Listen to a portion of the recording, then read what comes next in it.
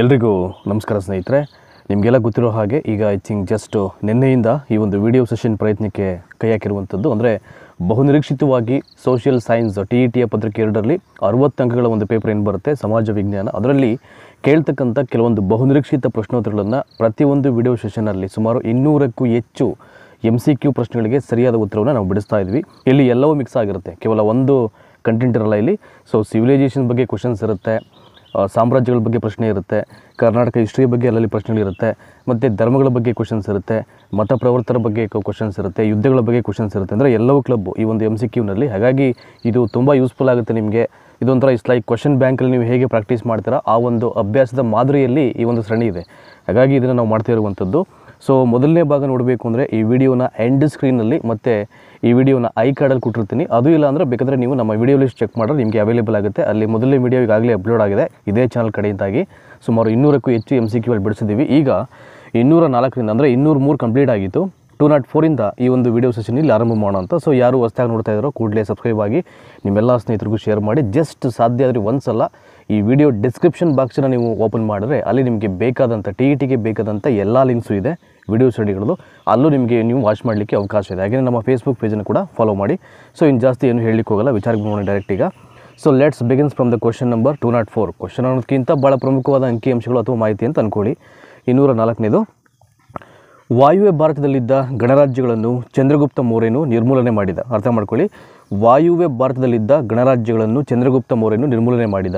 ಈ ಮೇಲ್ಕಂಡ ಕಾರ್ಯಕ್ಕೆ ಅಲೆಕ್ಸಾಂಡರ್ನ ದಾಳಿಯು. ಸೊ ಯಾವಾಗ ಚಂದ್ರಗುಪ್ತ ಮೌರ್ಯ ವಾಯುವ್ಯ ಭಾರತದಲ್ಲಿದ್ದಂಥ ಕೆಲವೊಂದು ಗಣರಾಜ್ಯಗಳನ್ನು ಅವನು ನಿರ್ಮೂಲನೆ ಮಾಡ್ತಾನೆ, ಅವಾಗೇನಾಗುತ್ತೆ ಈ ಒಂದು ಕಾರ್ಯಕ್ಕೆ ಅಲೆಕ್ಸಾಂಡರ್ ದಾಳಿ ಮಾಡಲಿಕ್ಕೆ ಏನಾಗುತ್ತೆ ಸಹಾಯ ಆಗುತ್ತೆ. ಇವೆಲ್ಲ ಏನಕ್ಕೆ ಕೇಳ್ತಿದ್ದಾರೆ ಅಂದರೆ ಹೇಳಿಕೆ ಆಧಾರಿತ ಪ್ರಶ್ನೆಗಳಿಗೆ ಕೇಳ್ಬೋದು ಈ ರೀತಿಯ ಪ್ರಶ್ನೆಯನ್ನು. ಹಾಗಾಗಿ ಕಾನ್ಸೆಪ್ಟನ್ನು ಅರ್ಥ ಮಾಡ್ಕೊಳ್ಳಿ. ನೆಕ್ಸ್ಟು, ಪುಷ್ಯಮಿತ್ರ ಶುಂಗನಿಂದ ಪರಾಜಿತನಾದಂಥ ಬ್ಯಾಕ್ಟ್ರಿಯನ್ ರಾಜಕುಮಾರ ಯಾರು ಅಂತ. ಪುಷ್ಯಮಿತ್ರ ಶುಂಗನಿಂದ ಪರಾಜಿತನಾದಂಥ ಬ್ಯಾಕ್ಟ್ರಿಯನ್ ರಾಜಕುಮಾರ ಯಾರಪ್ಪ ಅಂದರೆ ಅದು ಡೆಮಿಟ್ರಿಯಸ್ ಅಂತಕ್ಕಂಥವನು ಪರಾಜಿತ ಅಂದರೆ ಸೋಲನ್ನು ಅನುಭವಿಸ್ತಾನೆ ಅಂತ. ನೆಕ್ಸ್ಟು, ಭಾರತದ ವಾಯುವ್ಯ ಭಾಗವನ್ನು ಆಳಿದ ಗ್ರೀಕ್ ದೊರೆ ಮಿನಂಟರ್ ಭಾರತದ ಇತಿಹಾಸದಲ್ಲಿ ಪ್ರಸಿದ್ಧರಾಗಲು ಕಾರಣ ಏನು ಅಂತ. ಸೊ ಏನಕ್ಕೆ ಅವನು ಅಷ್ಟು ಜನಪ್ರಿಯ ಆಗ್ತಾನೆ ಅಂದರೆ ಮಿಲಿಂದ ಪನ್ನ ಅಂತಕ್ಕಂಥ ಒಂದು ಗ್ರಂಥವನ್ನು ಬರೀತಾನೆ. ಸೊ ಅದರಿಂದ ಅವನು ಇಲ್ಲಿ ಜನಪ್ರಿಯ ಆಗುವಂಥದ್ದು. ಕಾನಿಸ್ಕನು ಹೊಡೆಸಿದಂಥ ನಾಣ್ಯಗಳಲ್ಲಿರ್ತಕ್ಕಂಥ ಲಿಪಿ ಯಾವುದು ಅಂತ ನೋಡಿ. ಇವೆಲ್ಲ ಕೇಳ್ಬೋದು MCQ ಡೈರೆಕ್ಟ್ ಕ್ವಶನ್ಸ್ಗೆ. ಕಾನಿಸ್ಕನು ಹೊರಡಿಸಿದಂಥ ನಾಣ್ಯಗಳಿರ್ತಕ್ಕಂಥ ಲಿಪಿ ಯಾವುದು? ಗ್ರೀಕ್ ಮತ್ತು ಇರಾನಿಯನ್ ಅಂತಕ್ಕಂಥ ಲಿಪಿಯನ್ನು ಆತನ ನಾಣ್ಯಗಳಲ್ಲಿ ಆತ ಯೂಸ್ ಮಾಡಿರ್ತಾನೆ ಅಂತ. 208. ಸೊ ಯಾವ ಕಾಲದಲ್ಲಿ ಗಾಂಧಾರ ಕಲೆ ಬೆಳವಣಿಗೆ ಹೊಂದಿತ್ತು ಅಂತ. ಕ್ರಿಸ್ತಪೂರ್ವ 50ರಿಂದ 200. ನೋಡಿ ಇವೆಲ್ಲ ಕಾಲಘಟ್ಟ ಕೇಳ್ಬೋದು. ಸೊ ಗಾಂಧಾರ ಕಲೆ ಅಂತಕ್ಕಂಥದ್ದು ಬೆಳವಣಿಗೆಯನ್ನು ಹೊಂದಂಥ ಒಂದು ಅವಧಿ, ಒಂದು ಟೈಮ್ ಪೀರಿಯಡ್ ಯಾವುದು ಅಂತ. ಕ್ರಿಸ್ತಪೂರ್ವ 50ರಿಂದ ಕ್ರಿಸ್ತಶಕ 200. ನೆಕ್ಸ್ಟು, ಈ ಕೆಳಗಿನ ನಗರ ಯಾವ ನಗರ ಗುಪ್ತರ ಪೂರ್ವಕಾಲದಲ್ಲಿ ಬಂದರು ಪಟ್ಟಣವಾಗಿರಲಿಲ್ಲ ಅಂತ. ಸೊ ಯಾವ ನಗರವನ್ನು ನಾವು ಗುಪ್ತರ ಪೂರ್ವಕಾಲದಲ್ಲಿ ಅದೊಂದು ಬಂದರು ಪಟ್ಟಣ ಆಗಿಲ್ಲ ಅಂತ ಹೇಳ್ತೀವಿ ಅಂತ. ಯಾವುದು ಅಂದರೆ ಅದು ಜುನ್ನಾರ್ ಅಂತಕ್ಕಂಥ ಒಂದು ಪಟ್ಟಣ. ಅದು ಪ್ರಸಿದ್ಧ ವ್ಯಾಕರಣ ಶಾಸ್ತ್ರಜ್ಞ. ನೋಡಿ ಈ ಪತಂಜಲಿಯನ್ನು ಒಬ್ಬ ಪ್ರಸಿದ್ಧ ವ್ಯಾಕರಣ ಶಾಸ್ತ್ರಜ್ಞ ಅಂತ ಕರಿತೀವಿ ನಾವು. ಸೊ ಈ ಪತಂಜಲಿಯ ಸಮಕಾಲೀನ ಯಾರಾಗಿರ್ತಾರೆ ಅಂತ ಆ ಒಂದು ಅವಧಿಯಲ್ಲಿ ನೋಡಿ ಪುಷ್ಯಮಿತ್ರ ಶುಂಗ ಅಂತಕ್ಕಂಥವನು ಈ ಪ್ರಸಿದ್ಧ ವ್ಯಾಕರಣನಾದಂಥ ಪತಂಜಲಿಯ ಸಮಕಾಲೀನ ಆಗಿರ್ತಾನೆ, ಅಂದರೆ ಕಾಂಟೆಂಪರರಿ ಆಗಿರ್ತಾನೆ ಅಂತ ಅವನಿಗೆ. ನೆಕ್ಸ್ಟು 211, ಅಮರಾವತಿ ಶಿಲ್ಪಕಲೆ ಬೆಳವಣಿಗೆ ಹೊಂದಿದ ಪ್ರದೇಶ ಅಂತ. ಅಮರಾವತಿ ಶಿಲ್ಪಕಲೆ ಅಂತಕ್ಕಂಥದ್ದು ಸೊ ಯಾವ ಪ್ರದೇಶದಲ್ಲಿ ಬೆಳವಣಿಗೆ ಹೊಂದುತ್ತೆ ನೋಡಿ, ಇಲ್ಲಿ ಗೋದಾವರಿ ಮತ್ತು ಕೃಷ್ಣ ನದಿ ನಡುವಿನ ಪ್ರದೇಶವನ್ನು, ಸೊ ಅಲ್ಲಿ ಈ ಅಮರಾವತಿ ಅಂತಕ್ಕಂಥ ಶಿಲ್ಪಕಲೆ ಬೆಳವಣಿಗೆ ಹೊಂದಲಿಕ್ಕೆ ಸಾಧ್ಯ ಆಗುತ್ತೆ ಅಂತ. So will go forward. ಈಗ 212ರಿಂದ ಎಲ್ಲವನ್ನು ಕ್ವಿಕ್ಕಾಗಿ ಮುಗಿಸೋ ಪ್ರಯತ್ನ ಮಾಡೋಣ. ಕ್ರೈಸ್ತ ಧರ್ಮ ಪ್ರಚಾರ ಮಂಡಳಿ ಪ್ರಥಮ ಬಾರಿಗೆ ಭಾರತವನ್ನು ಸಂದರ್ಶಿಸಿದ್ದು ಅಂತ. ಕ್ರೈಸ್ತ ಧರ್ಮ ಪ್ರಚಾರ ಮಂಡಳಿ ಪ್ರಥಮ ಬಾರಿಗೆ ಭಾರತವನ್ನು ಸಂದರ್ಶನ ಮಾಡಿದ್ದು ಯಾವಾಗ ಅಂತ ನೋಡಿ ಇಲ್ಲಿ ಕೊಟ್ಟಿದ್ದಾರಲ್ಲಿ ಕ್ರಿಸ್ತಶಕ 1ನೇ ಶತಮಾನ ಅಂದರೆ 1 ಸೆಂಚುರಿಯಲ್ಲಿ. ಸೊ ಕ್ರೈಸ್ತ ಧರ್ಮ ಅಂತಕ್ಕಂಥದ್ದು ಅದರ ಒಂದು ಪ್ರಚಾರ ಮಂಡಳಿ ಪ್ರಥಮ ಬಾರಿಗೆ ಭಾರತವನ್ನು ಸಂದರ್ಶನ ಮಾಡುತ್ತೆ ಅಂತ, ಅಂದರೆ ಸಂದರ್ಶಿಸಿದ್ದು ಕ್ರಿಸ್ತಶಕ 1ನೇ ಶತಮಾನ. ಈ ಗ್ರಂಥ ಪಾಶ್ಚಾತ್ಯ ದೇಶದೊಂದಿಗಿನ ಪ್ರಾಚೀನ ಭಾರತದ ವ್ಯಾಪಾರ ಸಂಪರ್ಕವನ್ನು ಅರಿಯಲು ಸಹಾಯಕವಾಗಿಲ್ಲ. ಅರ್ಥ ಮಾಡ್ಕೊಳ್ಳಿ, ಸಹಾಯಕವಾಗಿದೆ ಅಲ್ಲ, ಇದು ಸಹಾಯಕವಾಗಿಲ್ಲ. ಯಾವ ಗ್ರಂಥ ಅಂತ ಅದು ಸೊ ಡುರಟಾ ಬಾರ್ಬೋಷಾ ಅಂತ. ಡುರಟಾ ಬಾರ್ಬೋಷಾ ಅಂತಕ್ಕಂಥ ಒಂದು ಗ್ರಂಥ ಏನಿದೆ ಅದು ಬಂದ್ಬಿಟ್ಟು ಪಾಶ್ಚಾತ್ಯ ದೇಶದೊಂದಿಗಿನ ಪ್ರಾಚೀನ ಭಾರತದ ವ್ಯಾಪಾರ ಸಂಕಲ್ಪವನ್ನು ಸೊ ಅರಿಯಲಿಕ್ಕೆ ಅದು ಸಹಾಯಕವಾಗಿಲ್ಲ ಅಂತ. ನೋಡಿ 264ನೇದು, it is one of the very important topic ಇದು. ಪಾಟಲಿಪುತ್ರ ಮತ್ತು ತಕ್ಷಶಿಲಾ ನಡುವಿನ ರಾಜ್ಯ ಹೆದ್ದಾರಿಯನ್ನು ಯಾರು ನಿರ್ಮಾಣ ಮಾಡ್ತಾರೆ ಅಂತ. ಪಾಟಲಿಪುತ್ರ ಮತ್ತು ತಕ್ಷಶಿಲಾ ನಡುವಿನ ರಾಜ್ಯ ಹೆದ್ದಾರಿಯನ್ನು ಯಾರು ಇಲ್ಲಿ ನಿರ್ಮಾಣ ಮಾಡ್ತಾರೆ ಅಂದರೆ ಮೌರ್ಯರು. ಸೊ ನಿಮಗೆಲ್ಲ ಗೊತ್ತೇ ಇದೆ. ಸೊ ಮೌರ್ಯ ಯಾವುದೇ ಸಾಮ್ರಾಜ್ಯವನ್ನು ಅಂದರೆ ಎಲ್ಲ ಸಾಮ್ರಾಜ್ಯಗಳಿಗೂ ಹೋಲಿಕೆಯನ್ನು ಮಾಡಿದ್ರೆ ಮೌರ್ಯ ಸಾಮ್ರಾಜ್ಯ ಅಂತಕ್ಕಂಥದ್ದು ಇತಿಹಾಸದಲ್ಲಿ ಅದರದೇ ಆದಂಥ ಒಂದು ಜನಪ್ರಿಯತೆಯನ್ನು ಗಳಿಸ್ಕೊಂಡಿದೆ. ಅದರ ಮೂಲ ಸಂಸ್ಥಾಪಕ ಚಂದ್ರಗುಪ್ತ ಮೌರ್ಯ. ಸೊ ಪ್ರಸಿದ್ಧ ದೊರೆ ಬಂದು ಅಶೋಕ ಚಕ್ರವರ್ತಿ ಬರ್ತಾನೆ, ನಿಮಗೆಲ್ಲ ಗೊತ್ತೇ ಇದೆ. ಸೊ ಆತನ ಕಾಂಟ್ರಿಬ್ಯೂಷನ್ನು, ಸಾಧನೆಗಳು, ಅವನು ಸ್ವೀಕಾರ ಮಾಡಿದಂಥ ಧರ್ಮ, ಅದಾದ ನಂತರದಲ್ಲಿ ಆ ಧರ್ಮ ಪ್ರಚಾರಕ್ಕಾಗಿ ಅವನು ಏನೆಲ್ಲ ಕೆಲಸ ಕಾರ್ಯವನ್ನು ಕೈಗೊಳ್ತಾನೆ, ಅವನಿಗೆ ಸಂಬಂಧಪಟ್ಟಂಥ ಶಾಸನಗಳು, ಅವನಿಗೆ ಯಾವ ರೀತಿಯ ಹೇಳಿಕೆಯನ್ನು ಅಲ್ಲಿ ಬಿಂಬಿಸಿರುವಂಥದ್ದು, ಇವೆಲ್ಲವೂ ಐ ಥಿಂಕ್ ಆತನ ಬಗ್ಗೆ ಇರತಕ್ಕಂಥ ಒಂದು ಜನಪ್ರಿಯತೆಯ ಒಂದು ಸಾಕ್ಷಿ ಇದು. ಆಯಿತಾ. ನೆಕ್ಸ್ಟ್ 215, ಯಾರ ಕಾಲದಲ್ಲಿ ಬ್ರಾಹ್ಮಣರು ಮತ್ತು ಬೌದ್ಧ ಭಿಕ್ಷುಗಳಿಗೆ ತೆರಿಗೆ ರಹಿತ ಭೂ ದಾನ ಪದ್ಧತಿಯನ್ನು ಜಾರಿಗೆ ತರಲಾಯಿತು ಅಂತ. ನೋಡಿ, ಯಾರ ಕಾಲದಲ್ಲಿ ಬ್ರಾಹ್ಮಣರು ಮತ್ತು ಬೌದ್ಧ ಭಿಕ್ಷುಗಳಿಗೆ ತೆರಿಗೆ ರಹಿತ ಭೂದಾನ ಪದ್ಧತಿಯನ್ನು ಜಾರಿಗೆ ತರಲಾಯಿತು ಅಂದರೆ ಶಾತವಾಹನರ ಒಂದು ಅವಧಿಯಲ್ಲಿ ಅಂತ. ಅಗ್ರಹಾರ ಭೂದಾನಕ್ಕೆ ಸಂಬಂಧಪಟ್ಟಂತೆ ಈ ಹೇಳಿಕೆ ತಪ್ಪು ಹೇಳಿಕೆ ಆಗಿದೆ. ಅಗ್ರಹಾರ ಮತ್ತು ಭೂದಾನಕ್ಕೆ ಸಂಬಂಧಪಟ್ಟ ಹಾಗೆ ಸೊ ಯಾವ ಹೇಳಿಕೆಯಲ್ಲಿ ತಪ್ಪು ಹೇಳಿಕೆ ಅಂತ ನೋಡಿ, ಈ ಥರ ಒಂದು ಹೇಳಿಕೆಯನ್ನು ಕೊಟ್ಟಿದ್ದರೆ ಅದು ನೀವು ತಪ್ಪು ಹೇಳಿಕೆ ಅಂತ ಅರ್ಥ ಮಾಡ್ಕೊಳ್ಬೇಕು. ಇದನ್ನು ರಾಜ ತನಗಿಷ್ಟ ಬಂದ ಹಾಗೆ ಯಾರಿಗಾದರೂ ನೀಡುತ್ತಿದ್ದನು, ತಪ್ಪಾದ ಹೇಳಿಕೆ ಅದು. ಹಾಗೆಲ್ಲ ತನಗಿಷ್ಟ ಬಂದಾಗೆ ಅವನಿಗೆ ಯಾರಿಗೆ ಬೇಕು ಅವ್ರಿಗೆ ಕೊಡಲಿಕ್ಕೆ ಸೊ ಅದು ಆಗ್ತಿರಲಿಲ್ಲ, ಅದು ಹಾಗೆಲ್ಲ ನೀಡಲಿಕ್ಕೆ ಕೂಡ ಅಸಾಧ್ಯ ಆಗ್ತಿತ್ತು. ಹಾಗಾಗಿ ಹೇಳಿಕೆ ತಪ್ಪಾದ ಹೇಳಿಕೆ. ಗುಲಾಮಿ ಪದ್ಧತಿಯು, ಸೊ ಏನು ಗುಲಾಮಿ ಪದ್ಧತಿಯು? ವೈದಿಕ ಕಾಲವನ್ನು ಬಿಟ್ಟರೆ ಭಾರತದ ಮಿಕ್ಕೆಲ್ಲ ಕಾಲದಲ್ಲಿ ಜಾರಿಯಲ್ಲಿತ್ತು ಅಂತ. ಸೊ ಗುಲಾಮಿ ಪದ್ಧತಿ ಅಂತಕ್ಕಂಥದ್ದು ಎಕ್ಸೆಪ್ಟ್ ಒಂದು ವೈದಿಕ ಕಾಲ, ಆ ಒಂದು ಕಾಲವನ್ನು ಹೊರತುಪಡಿಸಿದ್ರೆ ಆಲ್ಮೋಸ್ಟ್ ಇನ್ನು ಎಲ್ಲ ಒಂದು ಕಾಲದಲ್ಲೂ ಕೂಡ ಅದೊಂದು ಗುಲಾಮಿ ಪದ್ಧತಿ ಅಂತಕ್ಕಂಥದ್ದು ಜಾರಿಯಲ್ಲಿತ್ತು ಅಂತ ಕೇಳ್ಬೋದು ಅದನ್ನು. ಪ್ರಾಚೀನ ಭಾರತದಲ್ಲಿ ಈ ಸಾಮಾಜಿಕ ಪಿಡುಗು ಜಾರಿಯಲ್ಲಿರಲಿಲ್ಲ ಅಂತ. ಯಾವುದು? ಪರ್ದಾ ಪದ್ಧತಿ, ದಟ್ ಈಸ್ ಸೊ ಈ ಪ್ರಾಚೀನ ಭಾರತದಲ್ಲಿ ಜಾರಿಯಲ್ಲಿರಲಿಲ್ಲ ಅಂತ. ನೆಕ್ಸ್ಟು 219ನೇ ಪ್ರಶ್ನೆ ಬರೋಣ ಈಗ. Question number 219.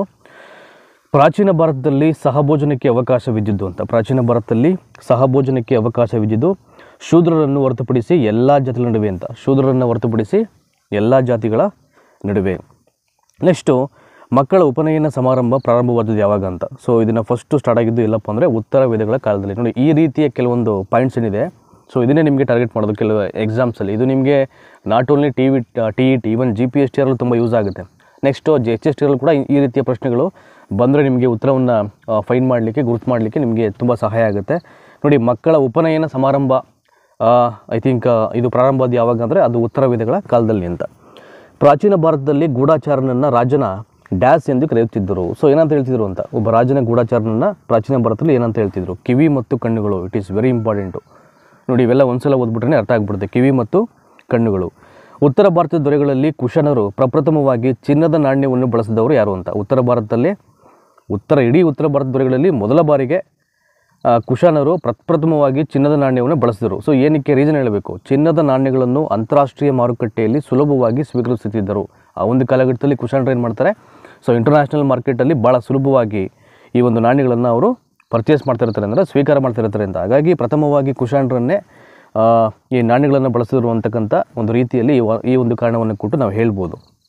ನೆಕ್ಸ್ಟು, ಈ ದೊರೆಯು ತನ್ನ ನಾಣ್ಯಗಳಲ್ಲಿ ಎಲ್ಲ ಪ್ರಮುಖ ಧರ್ಮಗಳ ದೇವರ ಚಿತ್ರವನ್ನು ಅಚ್ಚು ಹಾಕಿಸ್ತಾನೆ ಅಂತ. ನೋಡಿ, ಯಾರು ಅಂತ, it is very important. So ಯಾವ ಒಬ್ಬ ದೊರೆ ತಾನು ಓಡಿಸಿದಂಥ ನಾಣ್ಯಗಳಲ್ಲಿ ಈ ಒಂದರಲ್ಲೂ ಬಿಡದೆ ತಮ್ಮ ಧರ್ಮಗಳ ದೇವರ ಚಿತ್ರವನ್ನು ಅಚ್ಚಾಗಿಸ್ತಾನೆ ಅಂದರೆ the one and only Kanishka ಅಂತ. ಸೊ ಕಾನಿಷ್ಕ ಎಲ್ಲಿ ಬರ್ತಾನೆ? ಕುಶಾನರ ಪ್ರಸಿದ್ಧ ದೊರೆ ಆತ ಕಾನಿಷ್ಕ ಅಂತಕ್ಕಂಥವನು. ಆಯಿತಾ. ಇನ್ನು ಶಾತವಾಹನರಲ್ಲಿ ಬರುವಂಥದ್ದು ಗೌತಮಿ ಪುತ್ರ ಶಾತಕರ್ಣಿ. ಕುಶಾನರಲ್ಲಿ ಬರುವಂಥದ್ದು ದಟ್ ಈಸ್ ಕಾನಿಷ್ಕ. ಇವೆಲ್ಲ ಕನ್ಫ್ಯೂಸ್ ಆಗಿಬಿಡಿ, ನೀಟಾಗಿ ಓದ್ಕೊಳ್ಳಿ. ಸೊ 10 ಗದ್ಯ ಪದ್ಯಗಳನ್ನು ಒಳಗೊಂಡಂಥ ಸಂಗಮ್ ಸಾಹಿತ್ಯ ಕೃತಿ. ನೋಡಿ, ಇವೆಲ್ಲ ಕೇಳ್ಬೋದು. ನೋಡಿ, ಇವೆಲ್ಲ ಹಿಸ್ಟ್ರಿಯಲ್ಲೂ ಕೂಡ ಸಾಹಿತ್ಯ ಮತ್ತು ಇತಿಹಾಸ ಒಂದೇ ನಾಣ್ಯದ 2 ಮುಖ ಅಂತ ಕರೀತಾರೆ. ಹಾಗಾಗಿ ಸೊ ಒಂದನ್ನು ಬಿಟ್ಟು ಒಂದನ್ನು ನಾವು ಓದ್ಕೊಳ್ಳಲಿಕ್ಕೆ ಅದು ಸಾಧ್ಯ ಆಗಲ್ಲ. ಎರಡನ್ನೂ ಒಗ್ಗೂಡಿಸ್ಕೊಂಡೇ ನಾವು ಓದ್ಕೊಳ್ಬೇಕಾಗುತ್ತೆ. 10 ಗದ್ಯ ಪದ್ಯಗಳನ್ನು ಒಳಗೊಂಡಂಥ ಸಂಗಮ್ ಸಾಹಿತ್ಯ ಕೃತಿ ಯಾವುದಪ್ಪ ಅಂದರೆ ಅದು ಪಟ್ಟು ಪಾಟು ಅಂತ. ನೋಡಿ, ಹೆಸರೇ ವಿಶಿಷ್ಟವಾಗಿದೆ ಮತ್ತು ವಿಭಿನ್ನವಾಗಿದೆ, ಪಟ್ಟು ಪಾಟು ಅಂತ. ಈ ಕೆಳಕಂಡವುಗಳಲ್ಲಿ ಯಾವುದು ತಮಿಳು ಸಾಹಿತ್ಯದ ಮಹಾಕಾವ್ಯವಲ್ಲ? ಸೇಮ್ ಅದೇ ಉತ್ತರ ಕೊಟ್ಟಿದ್ದಾರೆ. ಪಟ್ಟು ಪಾಟು ಅಂತಕ್ಕಂಥದ್ದು ತಮಿಳು ಸಾಹಿತ್ಯದ ಮಹಾಕಾವ್ಯವಲ್ಲ. ಹಾಗಾದರೆ ಏನದು? 10 ಗದ್ಯ ಪದ್ಯಗಳನ್ನು ಒಳಗೊಂಡಂಥ ಸಂಗಮ್ ಸಾಹಿತ್ಯ ಕೃತಿ. ನಾವು ಮೇಲೆ ಏನು ಹೇಳಿದೆ ಅದಕ್ಕೆ ಆಪೋಸಿಟ್ಟು ನೆಗೆಟಿವ್ ಪ್ರಶ್ನೆಯನ್ನು ಕೊಟ್ಟಿದ್ದಾರೆ ಅಷ್ಟೇ ಅಲ್ಲಿ. ನೆಕ್ಸ್ಟು, ಸಂಗಮ್ ಯುಗದ ಚೋಳರ ರಾಜಧಾನಿ ಉರೈಯೂರು ಏತಕ್ಕಾಗಿ ಪ್ರಸಿದ್ಧಿಯಾಗಿತ್ತು ಅಂತ. ಸಂಗಮ್ ಯುಗದ ಚೋಳರ ಒಂದು ರಾಜಧಾನಿಯಾದಂಥ ಉರೈಯೂರು ಅಂತಕ್ಕಂಥದ್ದು ಏನಕ್ಕೆ ಜನಪ್ರಿಯತೆಯನ್ನು ಪಡ್ಕೊಂಡಿತ್ತು, ಪ್ರಸಿದ್ಧಿಯಾಗಿತ್ತು ಅಂತ. ಮುತ್ತು ಮತ್ತು ಉತ್ತಮ ಗುಣಮಟ್ಟದ ಮಸ್ಲಿನ್ ಬಟ್ಟೆ ಅಂತ. ಏನಕ್ಕೆ ಜನಪ್ರಿಯ ಆಗಿತ್ತು? ಐ ಥಿಂಕ್ ಉರೈಯೂರು ಅಂತಕ್ಕಂಥದ್ದು ಮುತ್ತು ಮತ್ತು ಉತ್ತಮ ಗುಣಮಟ್ಟದ ಮಸ್ಲಿನ್ ಬಟ್ಟೆ ಅಂತ. ಇವೆಲ್ಲ ಕೇಳಬೇಕಾದ್ರೆ ನಿಮಗೆ ಐ ಥಿಂಕ್ ಒಂದಷ್ಟು ವಿಚಾರಗಳು ತಲೆಗೆ ಹೋಗ್ತಾ ಇರುತ್ತೆ. ಸೊ ಇಲ್ಲಿ ನಾನು ಹೇಳಿದಂಥ ಕೆಲವೊಂದು ಪ್ರಶ್ನೆಗಳು ಬಂದಾಗ ನೀವು 4 ಆಯ್ಕೆಗಳಲ್ಲಿ ಈಸಿಯಾಗಿ ಒಂದು ಉತ್ತರವನ್ನು ಆಯ್ಕೆ ಮಾಡ್ಬೋದು. ಸೊ ಹೇಗೆ? ಎಲ್ಲೋ ಕೇಳಿದ್ರಲ್ಲ, ಯಾರೋ ಹೇಳಿದ್ರಲ್ಲ ಅಂತಕ್ಕಂಥದ್ದು ನಿಮ್ಮ ಮೈಂಡಲ್ಲಿ ಫ್ಲಾಶ್ ಆಗುತ್ತೆ. ಹಾಗಾಗಿ ದಯಮಾಡಿ ಈ ವಿಡಿಯೋ ಸೆಷನ್ನ ಪೂರ್ತಿಯಾಗಿ ನೋಡಿದ ನಂತರದಲ್ಲೂ ಕೂಡ ನನ್ನ ವಾಯ್ಸನ್ನು ಸ್ವಲ್ಪ ಸ್ಪೀಡ್ ಮಾಡ್ಕೊಳ್ಳಿ. ನೀವು ಸ್ಪೀಡ್ ಮಾಡಿಕೊಂಡು ಇಮಿಡಿಯೇಟು ಹಾಗೆ ರಿವಿಷನ್ ಟೈಮಲ್ಲಿ ಮಾಡ್ಕೊಬಿಡಿ. ಇವೆಲ್ಲ ಯಾಕೆಂದ್ರೆ ನನಗೆ ಗೊತ್ತಿರ್ತಕ್ಕಂಥ ಕೆಲವೊಂದು ಟೆಕ್ನಿಕ್ಸ್ ನಿಮ್ಗೆ ಹೇಳ್ತಾ ಇದ್ದೀನಿ. ಅಂದರೆ ಒಂದು 2-3 ಸಲ ಅದು ಅಭ್ಯಾಸ ಆಗಿಬಿಟ್ರೆ ಕೆಲವೊಂದು ವಿಚಾರಗಳು ಬೇಗ ಮರೆಯಲ್ಲ, ನಿಮಗೆ ಗೊತ್ತಾಗ್ಬಿಡುತ್ತೆ. ಆ ಪ್ರಶ್ನೆ ನೋಡಿದ ತಕ್ಷಣ ಇದೇ ಉತ್ತರ ಅಂತ ನೀವು ಭಾಳ ಈಸಿಯಾಗಿ ಗೆಸ್ ಮಾಡಲಿಕ್ಕೆ ಅವಕಾಶ ಆಗುತ್ತೆ. ಅದಕ್ಕೆ ಇದನ್ನೆಲ್ಲ ಹೇಳ್ತಾ ಇರೋದು ನಿಮಗೆ. ಸಂಗಮ್ ಕಾಲದಲ್ಲಿ ದಕ್ಷಿಣ ಭಾರತದೊಂದಿಗೆ ವ್ಯಾಪಾರ ಮಾಡುತ್ತಿದ್ದ ರೋಮನ್ನರು ಆಗಸ್ಟ್ನ ದೇವಾಲಯವನ್ನು ಎಲ್ಲಿ ಕಟ್ಟಿಸ್ತಾರೆ ಅಂತ ನೋಡಿ, ಮುಜುರಿಯಲ್ಲಿ ಆಗಸ್ಟ್ನ ದೇವಾಲಯನ ಅವರು ಇಲ್ಲಿ ಕಟ್ಟಿಸ್ತಾರೆ. ಇನ್ನು ಸಂಗಮ್ ಯುಗದ ಚೋಳರ ಪ್ರಸಿದ್ಧ ದೊರೆ ಯಾರು ಅಂತ, ನೆಡುಮ್ ಜಳಯನ್ ಅಂತ. ಸಂಗಮ್ ಯುಗದ ಚೋಳರ ಪ್ರಸಿದ್ಧ ದೊರೆ ಯಾರು ಅಂದರೆ ಇಲ್ಲಿ ನೆಡುಮ್ ಜಳಯನ್. ಇಟ್ ಈಸ್ ಎಲ್ಲ ವೆರಿ ಇಂಪಾರ್ಟೆಂಟ್ ಇವೆಲ್ಲ. ಸೊ ನೆಕ್ಸ್ಟು 229ನೇ ಪ್ರಶ್ನೆ ಬರೋಣ. ಈಗ ಕ್ವಶನ್ ನಂಬರ್ 2 to 9. ಸಂಗಮ್ ಕಾಲದಲ್ಲಿ ದಕ್ಷಿಣ ಭಾರತಕ್ಕೆ ಭೇಟಿ ನೀಡುತ್ತಿದ್ದ ಗ್ರೀಕ್ ರೋಮನ್ ವರ್ತಕರನ್ನು ತಮಿಳು ಸಾಹಿತ್ಯದಲ್ಲಿ ಏನಂತ ಹೇಳ್ತಿದ್ರು ಅಂತ ನೋಡಿ. ಆ ಗ್ರೀಕ್ ರೋಮನ್ ವರ್ತಕರು ಕೂಡ ಒಂದು ನೇಮ್ ಬರುತ್ತೆ, ಅದು ತಮಿಳು ಲಿಟ್ರೇಚರಲ್ಲಿ ಅವರನ್ನು ಯವನರು ಅಂತ ಹೇಳ್ತಾ ಇದ್ರು.